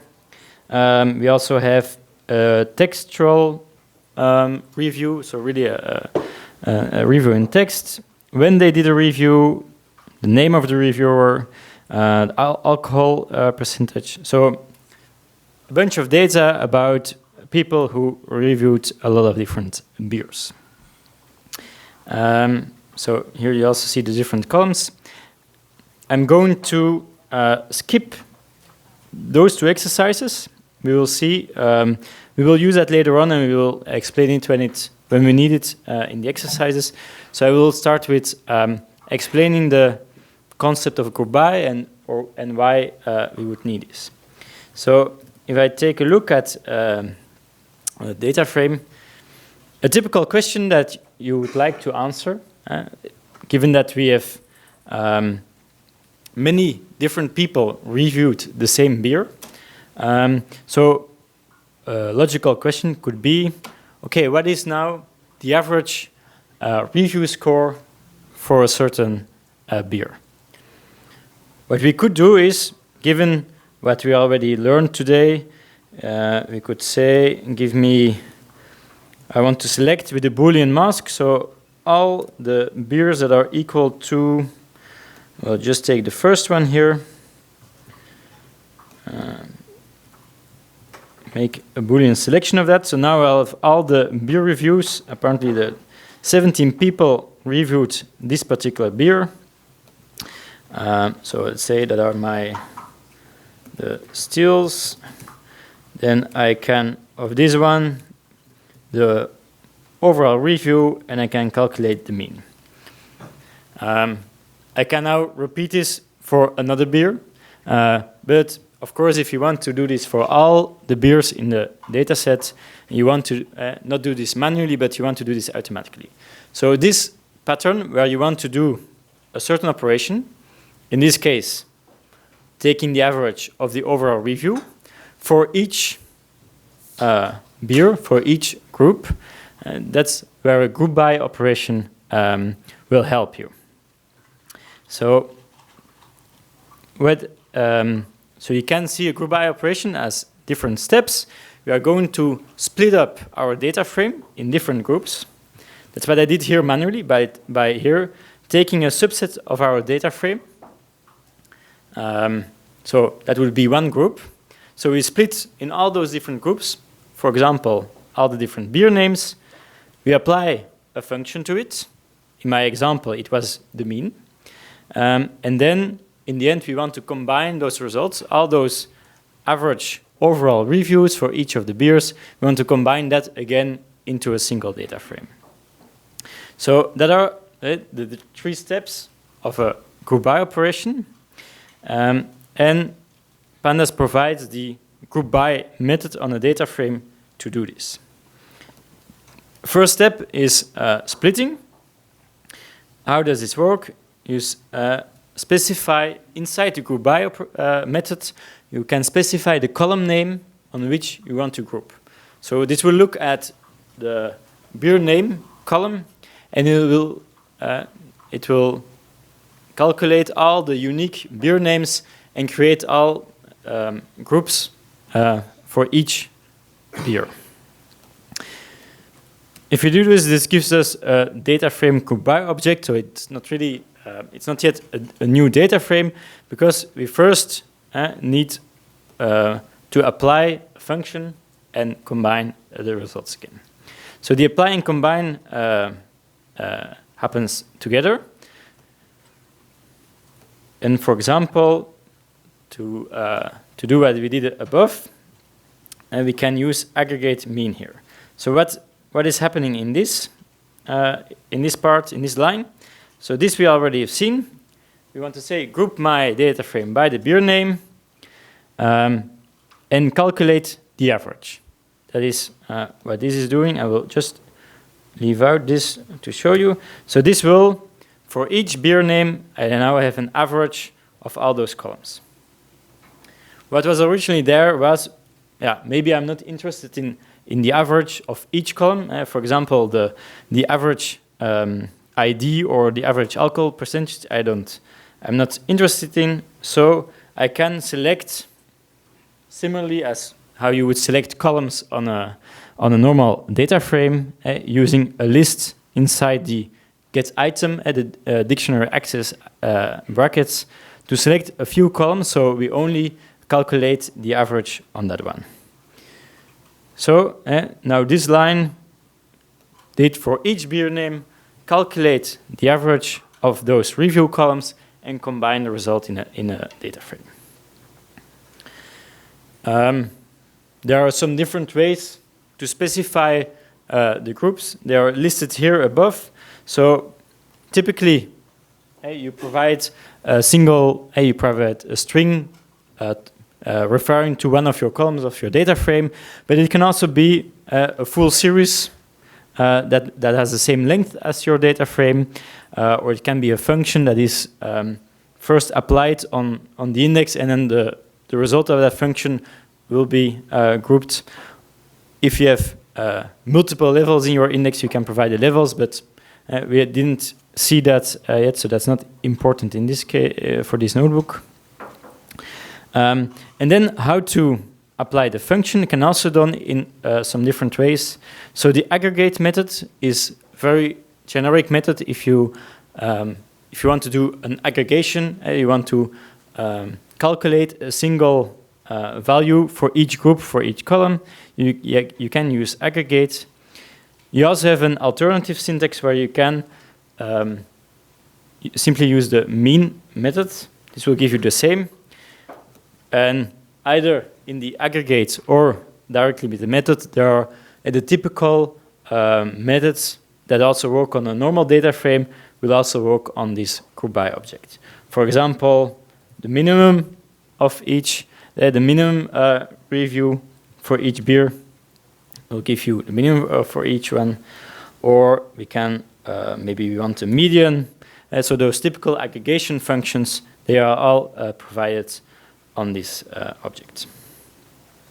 Yeah, so that's what I explained here, using the aggregate or the mean that is, in this case, equivalent. Okay, so let's try that yourself. So a small exercise to find the beer style. So it's another column, a bit bigger groups, and we want the beer style where there is the greatest variance in the alcohol percentage within that group.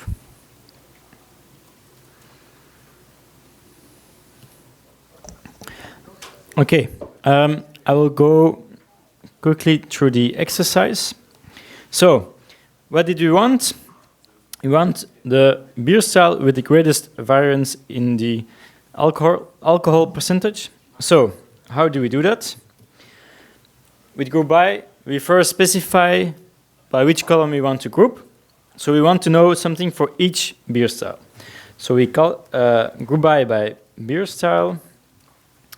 Then we want to calculate something for the ABV column. So we can select ABV. Oops, that's not ABV, like that.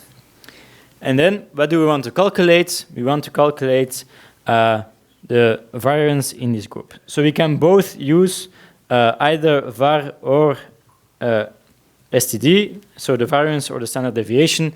In this case, we just want to know the one with the biggest, so here it doesn't matter which one of the two that you take. So this will now calculate for each beer style the standard variation or the variance within for the alcohol percentage within for all the beers, all the reviews in the data frame for that group. So the question was now we want to know the beer style with the greatest variance. So for that, one way to do this is by sorting the values so we can inspect the results. So I can, for example, give this. I'll give this a name for a moment. We can do then, oops, ABV, sort the values, like that. And you normally should see that American Double, here the Imperial Stout, has the largest variance. In case that for this that's enough, you just want to know that one. In case that you want to have it on the top of your data frame, so don't sort ascending but descending, we can use the ascending keyword and specify false. So now the value here is on the top. Another thing that I wanted to note, so here in this case I gave this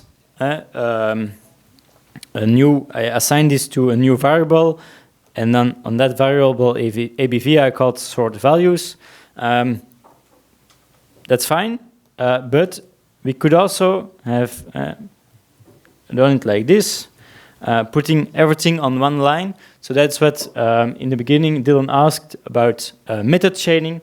So this is what method chaining is, because because this part returned a new Pandas object, a series in this case, we can always directly call the next method that we want on that object.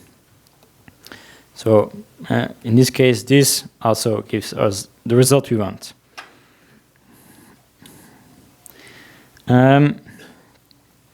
Okay, that was a basic example of groupby. Groupby has a lot of more power to group by multiple things, calculate multiple things at the same time. So here, I'm going to give you just a small taste of that. We don't explain everything because we don't have the time to go very deeply into multi-indices. But here, I group by a single grouper, and I calculate something on a single column, then I get a series back. If I do it on multiple columns, either by not selecting a single column, or I could here have put multiple values inside the square brackets, I get back a data frame. And you will notice that the beer style has become my index. But with groupby, you can also group by multiple groups. If I would simply get the review overall and then the mean, you will see now I have here two levels of the index. So both both columns that I group by have become a part of my index. So that's called a multi-index. You can do a lot of powerful things with multi-indices, but that's a bit out of scope for the current tutorial. What was there originally? Not only can you group by multiple columns, you can also in one go calculate multiple functions by giving here a list to the aggregate function and do that for different columns. So in that case, you get multiple levels in the index from the multiple groupers and also multiple levels in the columns. So for each column, for review appearance, review aroma, we calculated the different functions. So that way you can create very complex data frames, but in many cases, the exercise we have seen until now is typically what you will use most often. Okay, we're first going to do some extra exercises on groupby. So the first one, what is the question here? We want to make a visualization, we want to make a plot of the relationship between the review length, the number of characters of the review, and the average overall review. Just to give you a hint for the first one, so what we are actually interested in, if you look at the data frame, there is a column called text, this one, which has some textual review, and we want to know, in this case, the length of that review. And that's something that I want to explain now that I skipped in the beginning. So if you have a text column, a column with strings, Pandas provides some additional functionality to work on those strings. Similarly, as we have seen in one of the previous notebooks, that you can, if you have a datetime column, and that, for example, my date, that you can, with the .dt accessor, for example, get the hour. And so this is something that we have seen before. On a text column, on a column with strings, we have something very similar, .str, and which groups all methods typical methods like capitalize or count, find, convert it to lower or upper, strip certain things. So typical string operations are here. And for example, the length is also available. So with that, you should be able to start this exercise. Okay, I will quickly go through the exercises. So I already gave away that you can use the .str length. So let's look at what that gives. So this gives you the length of each text review, and then we want to group by this length so that we calculate the average review for each possible length. So up to now we always have given, if we did group by, we gave here a certain column, but referenced by its name. But you can also directly pass a series. So I can group by this one, and then I want for the review overall, I want to know the average, like this. So this will calculate for each text length that is in there, the average of course, you have many possible lengths, so it will not be very big groups. But this does that calculation, and now we want to make a plot of this to have a visual idea of the relationship, and we can use plot for this. There is a small hint here to use style equals k dot. What does this do? The k means I will make it black.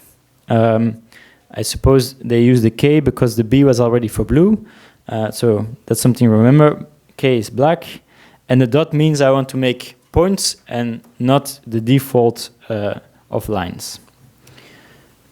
So this gives us this plot where you can see some in here in the middle, some relationship. I'm not fully sure about that, but rather some variation on the tails.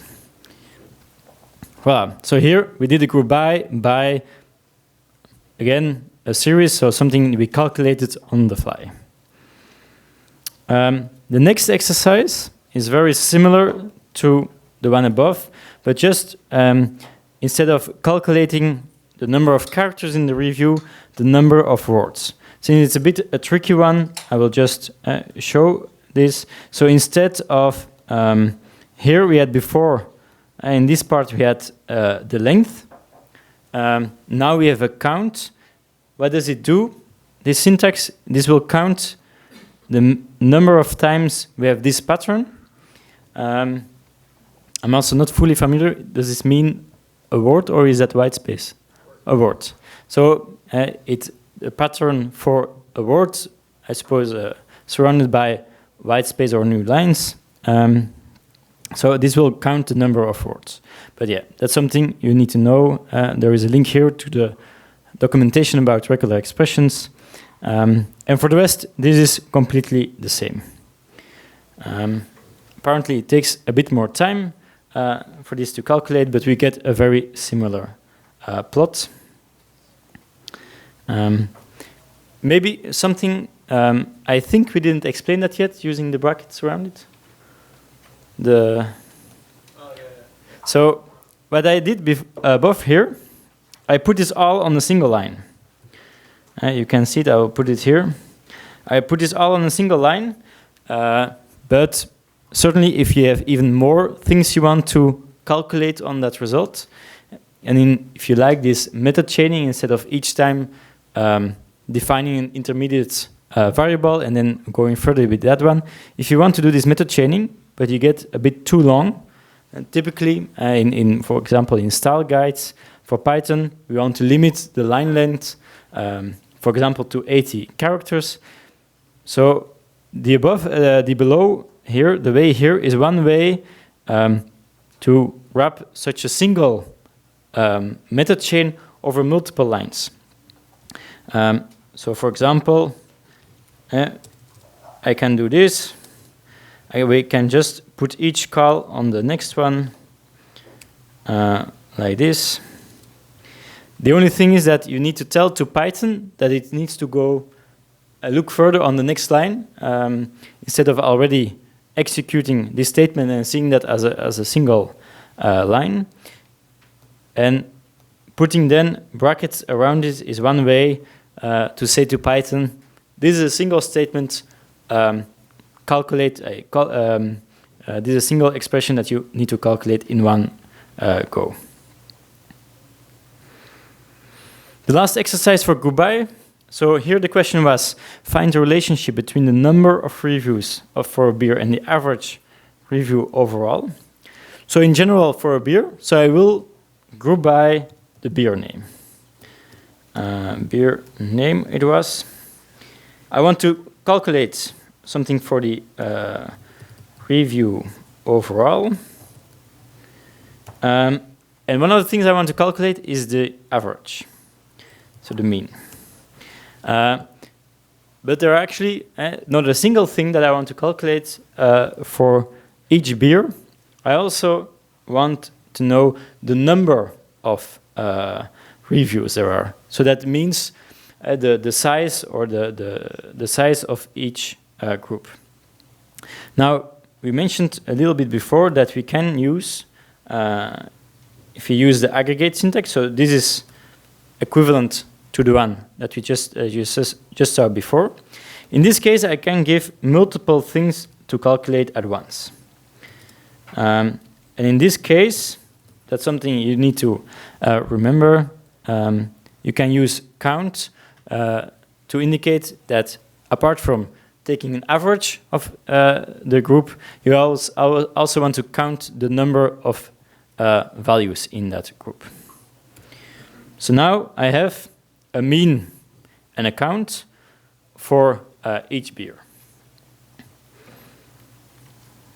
If we want to then actually look at the result, create a visualization for it, one way to do this, what we can do, I will put this here. We can use plots. And similarly as the str and the dt special attributes, plot is also such an attribute, and we can use plot.scatter to create a scatter plot where I say x is, let's say, the count, and y is the mean, like that. So now you have a scatter plot here, the count about a number of reviews and the average review, overall review. So plot is a bit a special case because it can both be a normal function like this, like that, but then the x and y in this case will not work. But you can also use the dot scatter to create scatter plots, or you have bar plots, box plots, the different plotting options that Pandas provides. Okay, so what we have seen in this example, we calculated two things at the same time by providing a list to aggregate. Any more questions about groupby?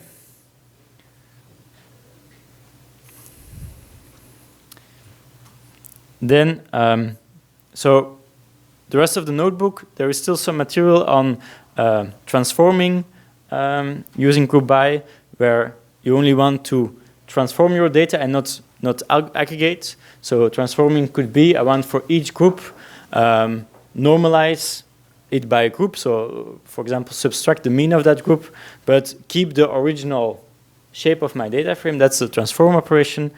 And apply with groupby is very generic, that you can just apply any function you want on each group.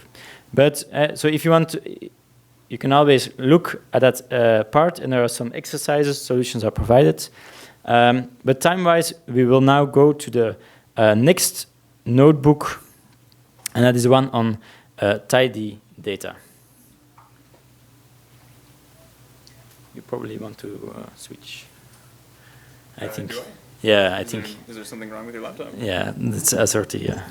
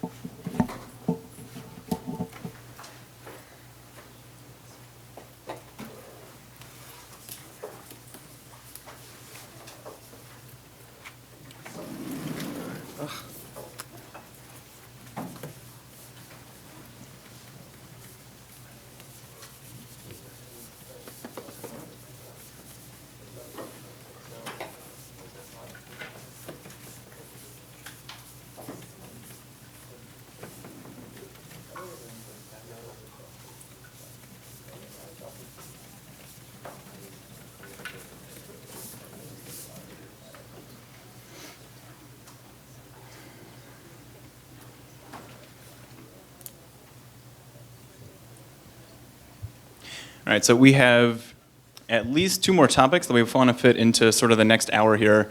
So we're going to pick up the pace a little bit. The next topic for us is what is called here tidy data. If you studied computer science like 10 years ago, you would have called this normalization. I would bet that most of you have not heard of this at all. Not because I think something special about you, but because like nobody ever taught this stuff to me when I was in school. So could I see by a show of hands, how many people have been told that there is like a wrong way and a right way to make a table? That was a lot more than I was expecting, actually. So that's about 10, 12 maybe? So for the rest of you, this is like super, super exciting because I get to be that person who steps in and is like, this is the way to do things. So there are a couple rules for how to make a table that works well. There are actually about 4 of them. We're going to focus on sort of the first 2. And the first rule for making tables is that every row in your table should contain all of the data and only the data from one observation. And we'll see like a concrete example of this in just a second. Rule number 2 here is that every column in your table should contain, again, all and only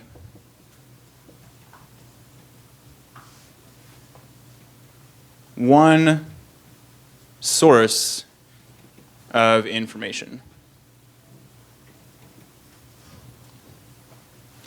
Now, what we mean by this is that when I am recording a table, there is some distinct moment in time where I am recording a set of values that describe something.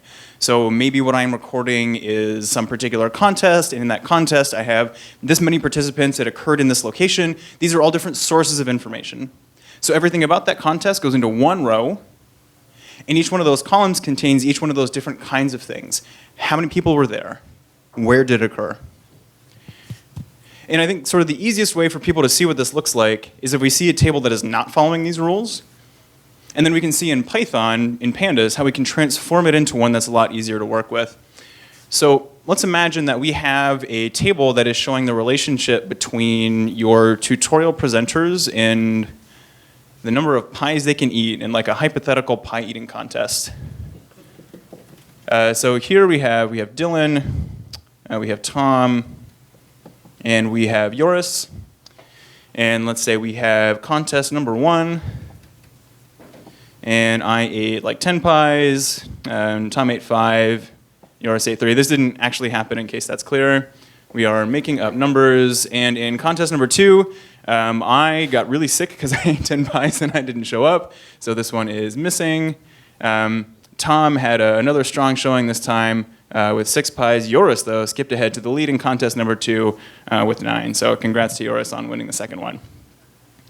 So here is a table, and we've all seen tables that look like this. And these are nice in this format. This is very, very human readable. The problem is this is a little harder for a machine to understand. And the reason is that it's breaking these particular rules.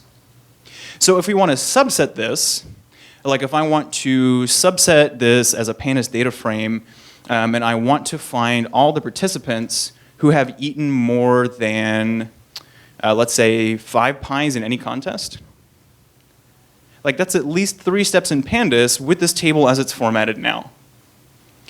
So let's start with rule number 1, that every row should contain all of the data from one observation and only data from a single observation. Am I breaking that? Yes, some of you are nodding yes, other people are saying yes. Yes, I am breaking this. What specifically is happening here in this table that is breaking that rule? 2 contests per line, that's exactly right. So if we think about me eating pies in this contest as one observation, we have snuck in 2 different observations in this one particular line here. And it's also true for Tom and for Joris. We're also breaking rule number 2 here, that each column should contain all of the data from one source of information and only the data from one source of information. And this one we're actually breaking in 2 separate ways. One of these is easy to see. The other one is really tricky, like unless you've seen this kind of thing before.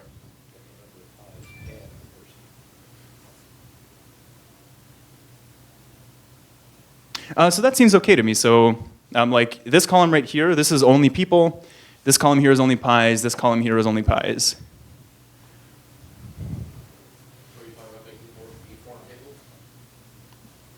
Eventually, we'll get to that. So how many columns contain the source of information of the numbers of pies? 2. How many do we want? 1. So that's one of the ways that we're breaking this rule. The other way we're breaking this rule is there is actually a secret column in this table. You can't see it, but it's there. There is a second source of information that I'm recording, and I've hidden it. Time, exactly right. So time is another source of information that I'm recording, but I have put it up here as text in my column labels, which is absolutely terrible. And again, this is great for a human to read. We can all look at this and instantly know who won contest 1. And we can look at it and instantly know whose scores are improving over time. But this is not going to be an easy table for a computer to work with. A computer would much rather see a table that looks like this, where I have 3 columns. This should be like name. The name of my contestant, the contest number, and the number of pies. Where I have Dylan in contest 1 had 10, Tom in contest 1 had 5, Tom in contest 2 had 6, and so on. You will often hear these called the wide form and the long form, where the one on the left is the wide one, the one on the right is the long one. Long because it's going sort of up and down like this. Now, that's not to say the first one is bad. And in fact, even in Python, there are some functions that will expect you to pass in data frames that look like this. So for us, what we need to know is how we can transform from one into the other and back. And the way that we're going to do this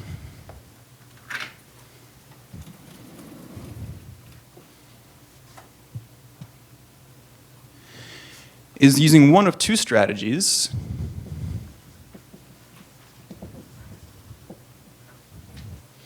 The first one we're going to call reshaping. I don't know that the rest of the world groups it this way. I've made this up just now. And the second one we're going to call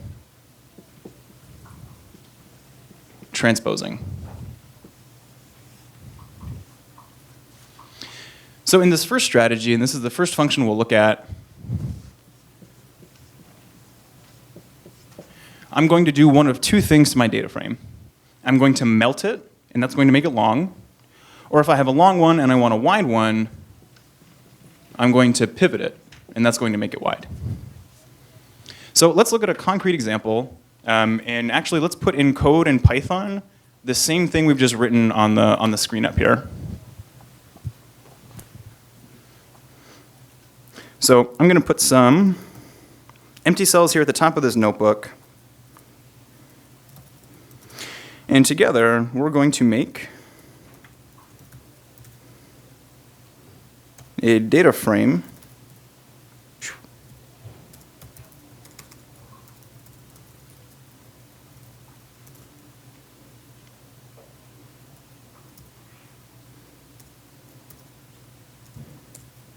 that matches this one we have here on the screen. Sorry, there's 2 on here. We want the one on the left-hand side to start with. So I'm going to use the dictionary way of initializing a data frame with some data, which means we're going to have a name column. We're going to have a contest 1, and we're going to have a contest 2. For my names, we have Dylan, we have Tom, and we have Joris.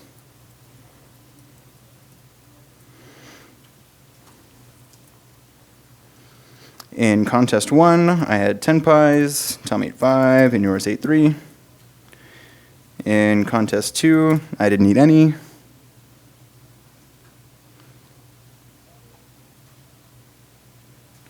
Tom had 6, and Joris had 9.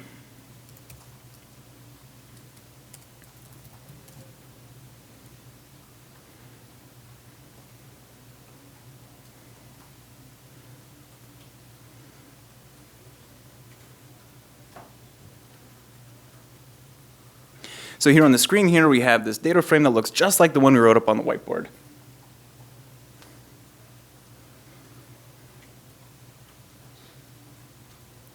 And our task together is to go through the steps of transforming it into the one that looks more like the one on your right-hand side. So to do this, we're going to use a function in Pandas called melt.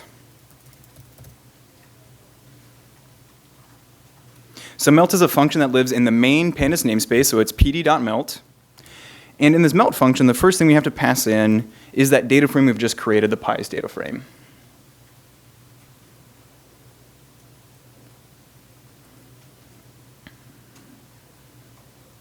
Now what melt is going to do is it's going to take some arbitrarily large number of columns in my data frame, and it's going to smoosh them down into exactly 2. Where one of those columns is going to contain all of the column names that were there before, and the other is going to contain all the values that were below them. So if we execute this right now, this is not going to do what we want. We're going to end up with one column named variable, one named value. And we see here are all of my column names on the left-hand side, all the values associated with those columns on the right-hand side.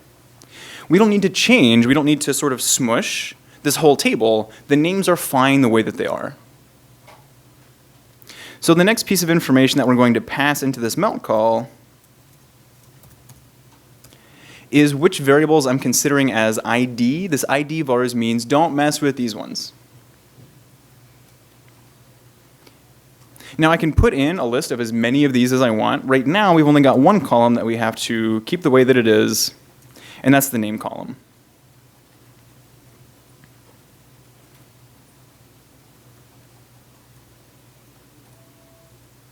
Now this is getting pretty close to the data frame that we wanted. This is pretty close to the format that we wanted. The shape is actually right. So we could, like my work is done, but this looks kind of ugly. So first off, variable is a terrible name for a variable. Value is also a terrible name for a variable. So we can fix both of those. And there's a couple more things we might want to do. Personally, like I would drop the nan value from Dylan in contest 2. And we might also want to use some of those fancy string methods, those vectorized string methods that we just saw, to change this from being like contest 1, contest 1, contest 1, contest 2 to just being 1, 1, 1, 2, 2. So we'll do all those things because why not? I'm the one with the microphone. So the first thing we're going to do is we're going to specify our own variable name. So by var name we mean the name of the thing that is now called variable. What does this represent? It's which contest, sure, so we could call it contest. And the next thing we're going to do is we're going to specify the name of this value column, which is the value name argument. And what do those values represent? The number of pies, very good. So we could be like n pies, we'll just put pies. So now this is already looking better. I can look at this table and sort of make sense of what is there just by virtue of the fact that we have column names that make sense now. We'll do one more thing here. And that is to add on a drop NA call.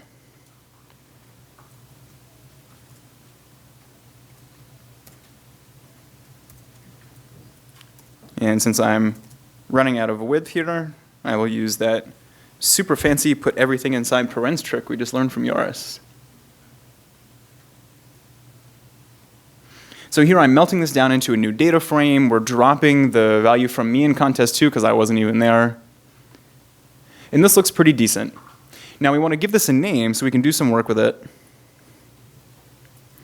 And we'll call you long.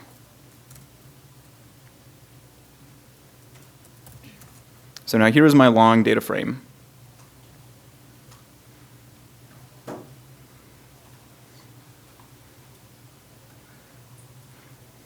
Our next task is to fix up this contest column, to remove the string data from it. And there are at least 3 different ways that we could do this. We're going to go ahead and skip to the third one, which is the best one.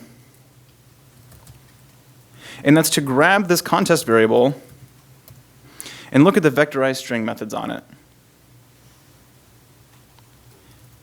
In particular, we want one called extract. And this is going to allow us to supply a regular expression pattern. It only does this when I'm the one talking. We're going to supply a regular expression pattern. The voice that shook the hotel. That's going to allow us to pull out just the data that we want. And specifically, we just want anything that's a number. So inside of our regular expression string, the R in front of the opening quote stands for raw. If you work with regular expressions in Python, you'll see this a lot. We're going to have parens to say I want to extract a whole group. Inside of our parens, we're going to have square brackets. This is a character set. And inside of the character set, we're going to say I want to extract anything that's between the digits 0 and 9, so 0-9. After the closing bracket, but before the closing paren, we're going to add a plus. This means consume as many numbers in a row as you can. If you want to impress your friends later, this is called a greedy operator. It's also a great band name. And we're going to do one more thing. We're going to set expand equals to false. So because Pandas doesn't know how many sequences of numbers exist in this column, by default it will pass back a data frame that has one column for each one of those possible numbers. We know there's only one number in each of these, so we're okay getting just back a series. And if we run this, here are those ones and those twos.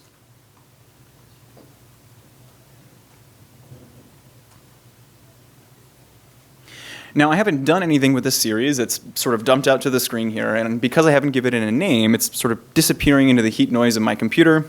What we would like to do is reinsert it back into our data frame. And specifically, we would like to overwrite the column called contest that already exists, and we can do this with my dictionary-like access to say that the column called contest should be this thing that I've just done all this cleaning to.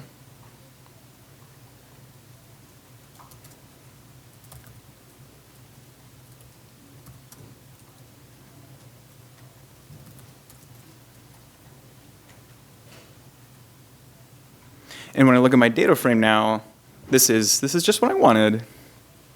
It's nice when things work out.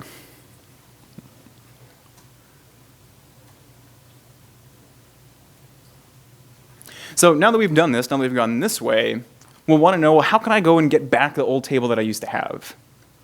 I'm like printing this out to put on the bulletin board at work so I can brag to all my colleagues about, in this case, I guess, how I ate too many pies and got sick. But that's fine.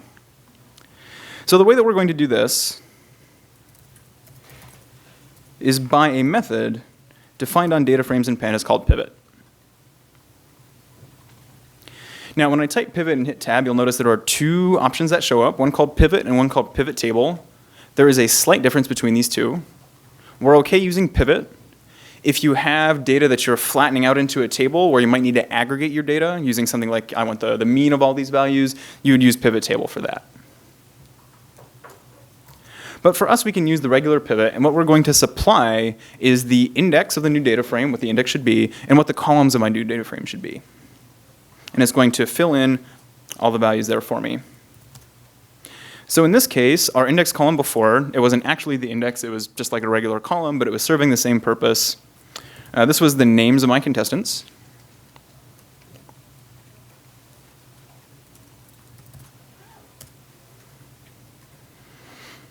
And the columns before were is it the contest 1 or is it contest number 2? So for columns here we have contest, C-O-N-T-E-S-T.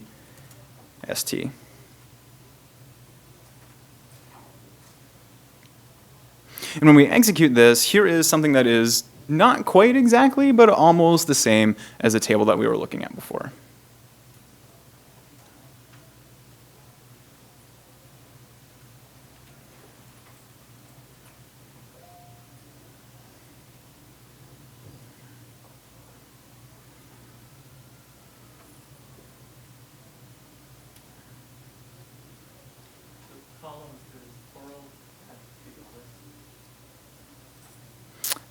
Yes.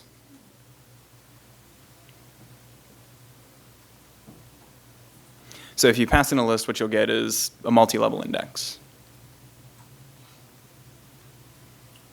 Okay, so do we feel okay with this? Could you just briefly review what you did with the regular expression? Can you back up there? Sure. So regular expressions are their own whole language. If you deal with text data a lot, it's worth the day it takes to learn for the amount of time you get back when you do text processing. What this is doing is we're starting off with a different kind of Python string literal. So that R is a raw RAW string literal in Python, and this is a string with no escaping behavior. This makes our lives easier when we use regular expressions because the regular expression escape character is a backslash, and Python's escape character is a backslash. So to have a literal backslash in a regular expression without the raw notation, you would need to have 4 backslashes in a row. 2 to escape Python, and then 1 to escape the regular expression one. In this case, it's not really required, but it's a good habit to get into. Now, when I'm extracting are regular expression groups, and a regular expression group is defined as all the stuff from inside those parentheses. Inside the parentheses, we're saying, I want to match any kind of this range of characters. So the square brackets represent a character set. Sometimes you'll see ones that look like this, which is like the lowercase a through z, or you can have like uppercase a through uppercase z. For us, we want the numerals, which is 0 through 9. And for those of you who know regular expressions, we also could have used like the d for this, but we won't worry about that for now. And then the plus here is that greedy operator. That means we want to grab as many in a row. And what this is doing for us is if we have like contest number 12, like these pie eating contests go on for a long time, it will grab the 1 from the string and the 2 from the string and return them to us together as the number 12.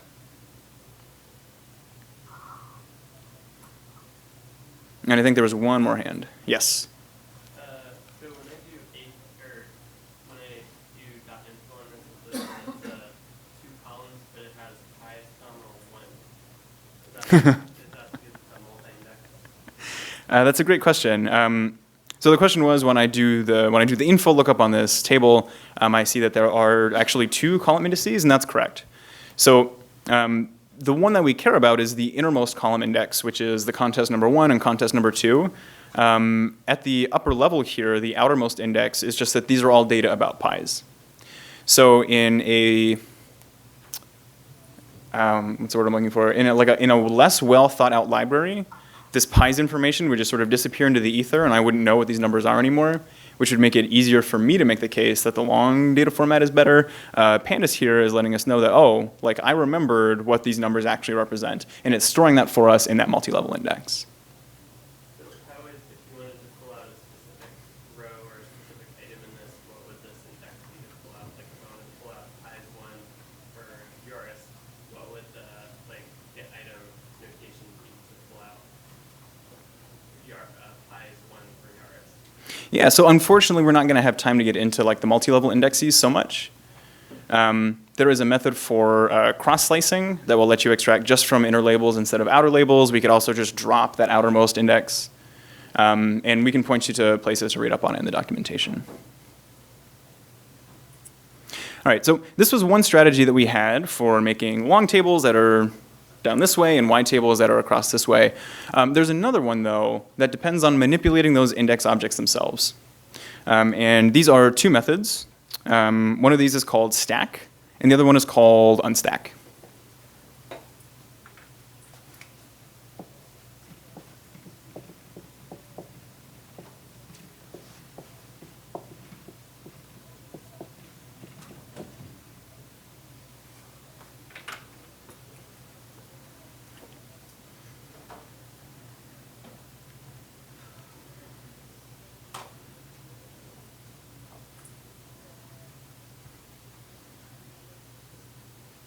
So in this particular example, where I have my now re-widened data frame, if I wanted to make this long again in the long format,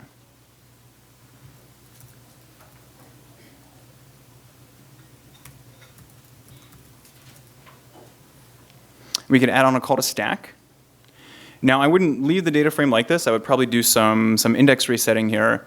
But to sort of illustrate what happened, before I had this data frame looking like this, where I have 1 and 2 as my column labels, when I call .stack, that moves the column index from being a column index into being a row index, where the values 1 and 2 get repeated as necessary across the levels of the index that was already there. Unstack is just the opposite of the operation, where it's going to move the innermost row index up to being back in the column index. So anything that you can do with this melt and pivot, you can also do with stack and unstack. And whichever you use is whichever makes more sense to you. So I feel very, very strongly that melting and pivoting is more intuitive, but I have a coworker who feels just as strongly in the opposite direction, that stacking and unstacking is something that just makes more sense to him intuitively. So whichever way works for you is the way that you should go with. Now that being said, we have some time to go through some of the material in the notebook. So we're going to look at just one example of sort of the complex stuff you can do with data when it's in the correct shape. So we won't talk about this in detail, but if we run through this quickly, we can pull in some data that represents sporting events. So these are basketball games that are occurring a couple years ago. And for each one of these games, for each one of these contests, I have like my home team and I have my away team. I have the number of points scored by each.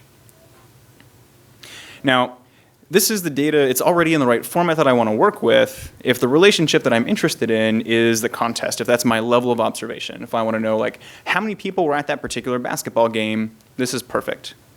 If I want to generate summaries based on the teams, this isn't so great. From a team's point of view, each one of these observations should have who the opposing team was, things like whether they were home or away, how many points they scored, did they win. So we can use melt to get the data into a format where the team is that level of observation.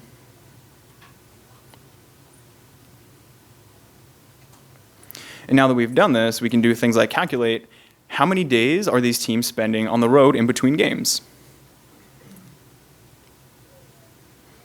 So 2 days between games, 3 days between games.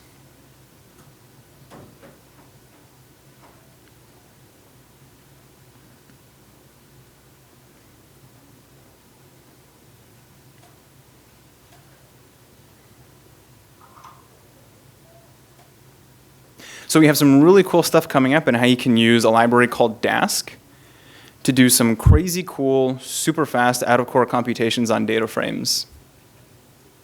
Do we have any questions before we leave the tidy data section to move into the cool, nifty stuff? Yes? I Go ahead. I'm going to scale something. go for it. Ignore what's on the screen. So probably not. Probably not quickly anyway. So I'll hop on the Slack channel and I'll put up like a link to the Wikipedia page on normalization.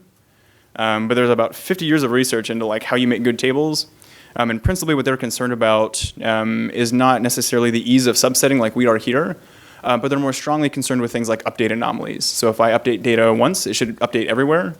Which means only one piece of information stored relating to some set of attributes for a particular key, which is a little mouthy. Yeah, it has like its own language, database stuff does. So sorry if that was disappointing. Yeah. It's super cool stuff though. If you do database work, you should look into it because you definitely need to know it. And then you get all the jokes about like normalization, and there's a bunch about COD too. CODD. For the record. Other questions?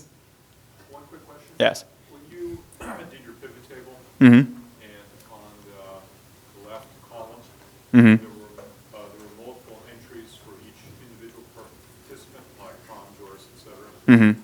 Only the first one actually was produced, and the rest of the rows have blanks. You know what I'm saying? Like in the pivot table Mm-hmm. that you had earlier. Yeah. Yeah. No, up further. Oops, sorry. That's okay. Keep going. Keep going. You want to stack, take it back, put that on stack, stack it. Yeah, unstack it. This one. Yeah, try that. That didn't stack. Now do the stack. Now do stack, yes, correct. Yeah. Yeah. Okay. So the index, so does this thing have an index, number one? That's a great question. It has more than one index. Okay, it's Yeah. multiple indexes. Multiple indices. Well, one of the indices is name, right? But Correct. I'm seeing blanks when there are multiple entries for Mhm. the name. Is that just a way it gets presented by Jupyter, or is it the index field is blank for the second observation? That's a great question. So the question was, when I look at this index, I have like Dylan in 1, and that's fine. I have Joris in 1, and that's fine. I get down here, and there's like a nothing and then a 2. What's going on? The answer is that this is a Joris 2. Having Joris's name repeated, it's just being sort of elided for nice presentation purposes. But this is definitely still data that belongs to Joris, I see. even though it's not being highlighted on the table that way. So is Pandas doing that or Jupyter Notebook? Pandas. Pandas. There's an option to control it if you want. So to follow up with his question, if we took this data frame and then did a 2CSV on it, Mm-hmm. would Joris and Tom, would they fill in or would they still appear blank because it's in CSV format? They would definitely fill in because they're there in the index. Okay, Yeah. All right. Seeing no further questions, I give you once again Tom. Alrighty, let's see. So if you go back to the GitHub repository, there is now a URL here for the cluster.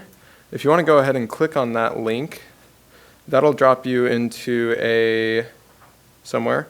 I think I have this open. A Jupyter Hub login where you'll be presented with like a username password box. You can put in whatever you want there. We don't actually check it. So put in whatever you want for your username and your password. Once again, this is the URL for the README. This, there. And this is the URL for the cluster. I'm gonna put that right here and make this markdown and a bit bigger. So if you go to this URL, you'll be dropped into a Jupyter Hub login. And once you do that, I want you to do two things. I want you to scroll down to where you see a cell called this, cube cluster. Run this, and then you'll get it. I'm gonna copy paste this up here. All right, there's the URL again. And look for a cell that says cube cluster.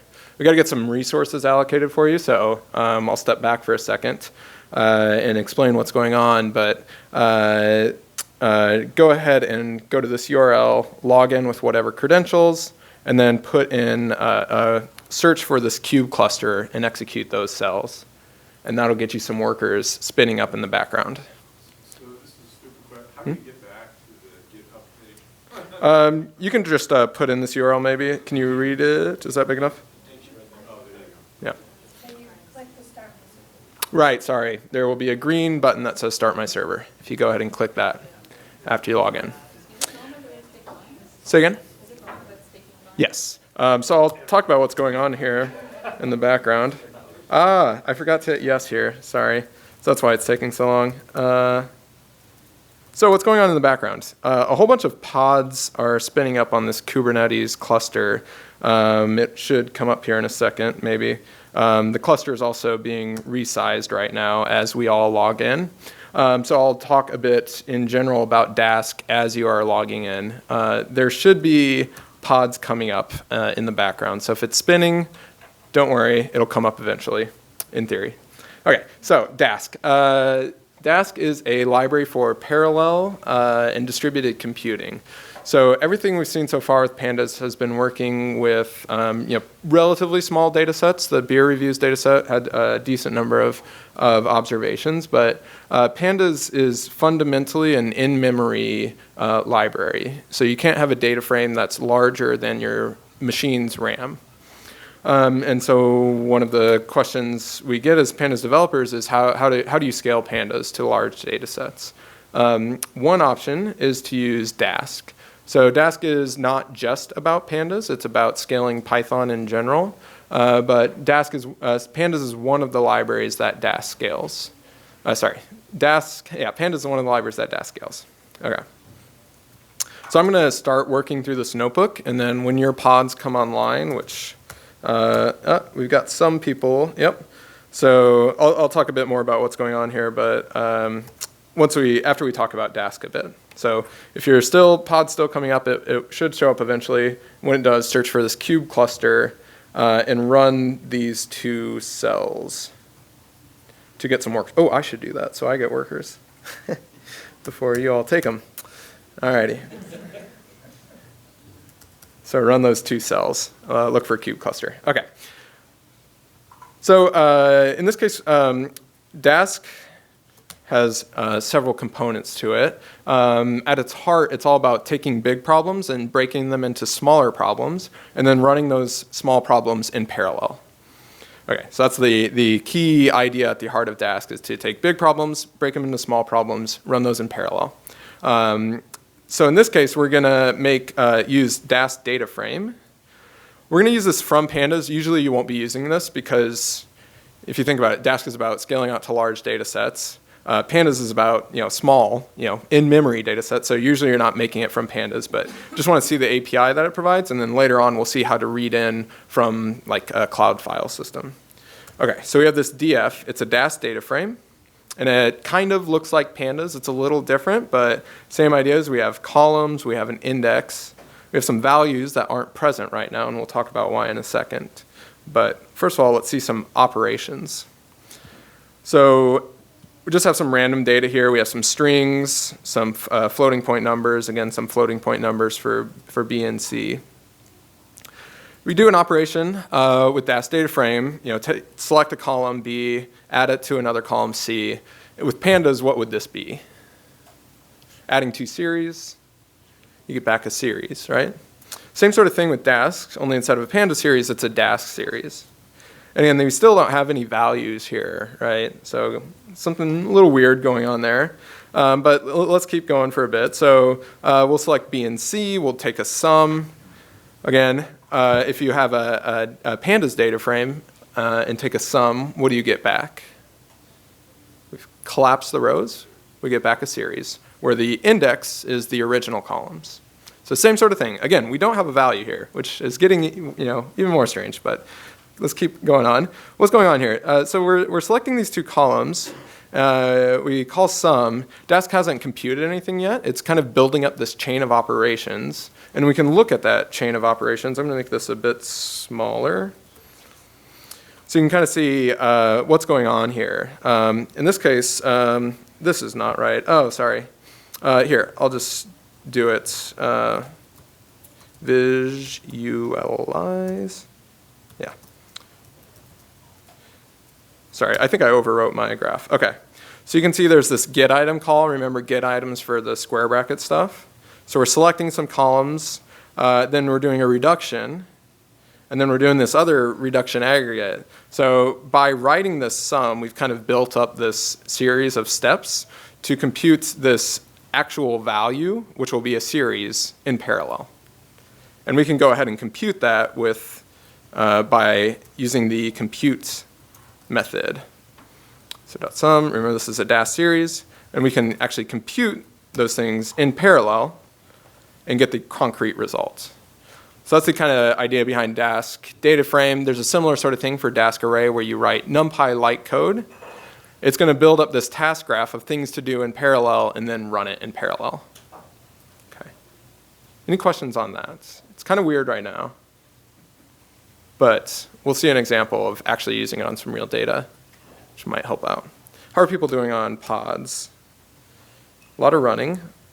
And it's looking pretty good. I don't see any errors, so I'm happy to see that. Okay. Yeah, so when you're ready for a concrete result, you go ahead and call compute. Okay.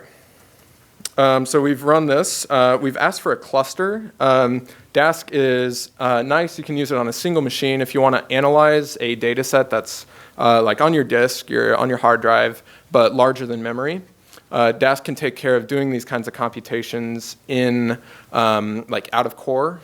So you don't read all of the data in at once. Dask just reads in the chunks that it needs to do the actual computation.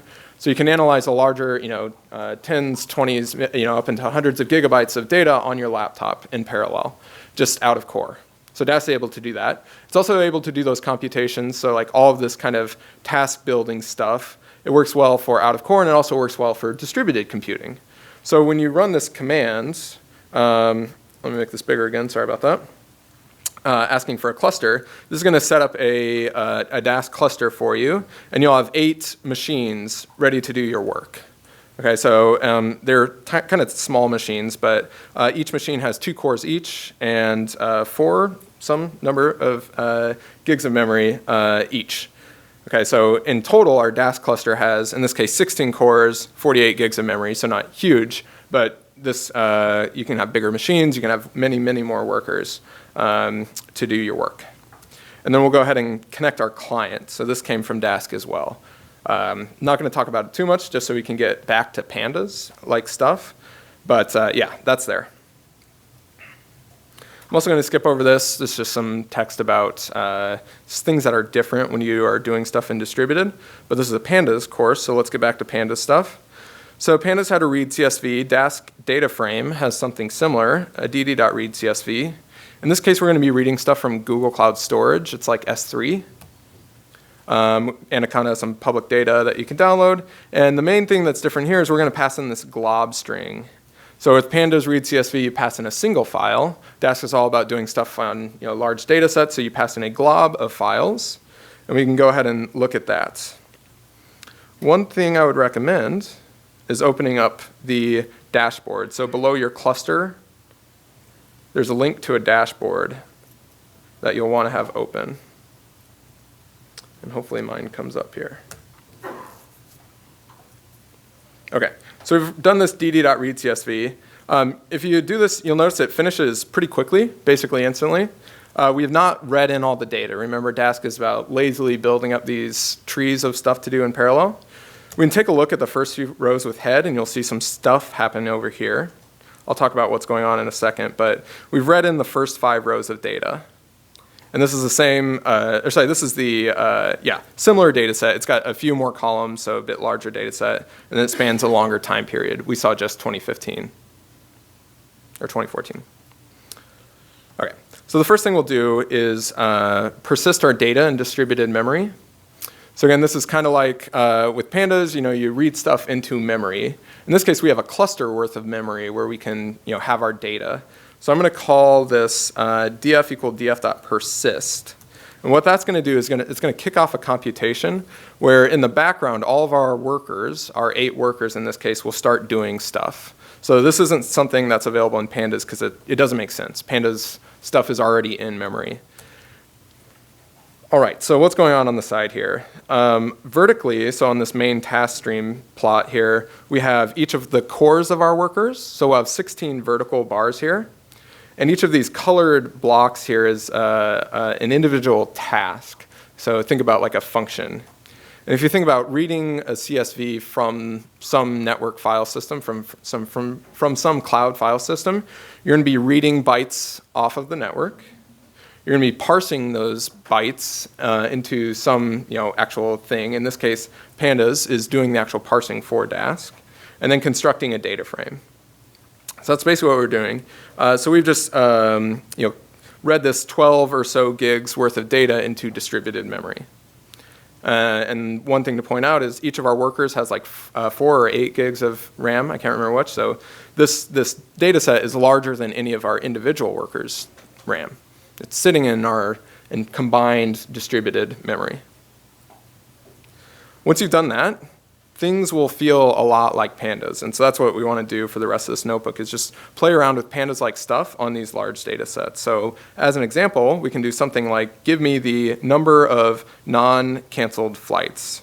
So canceled is a boolean. Okay. I want to filter out the ones that are true or not true. So df.canceled, sealed, and then count that.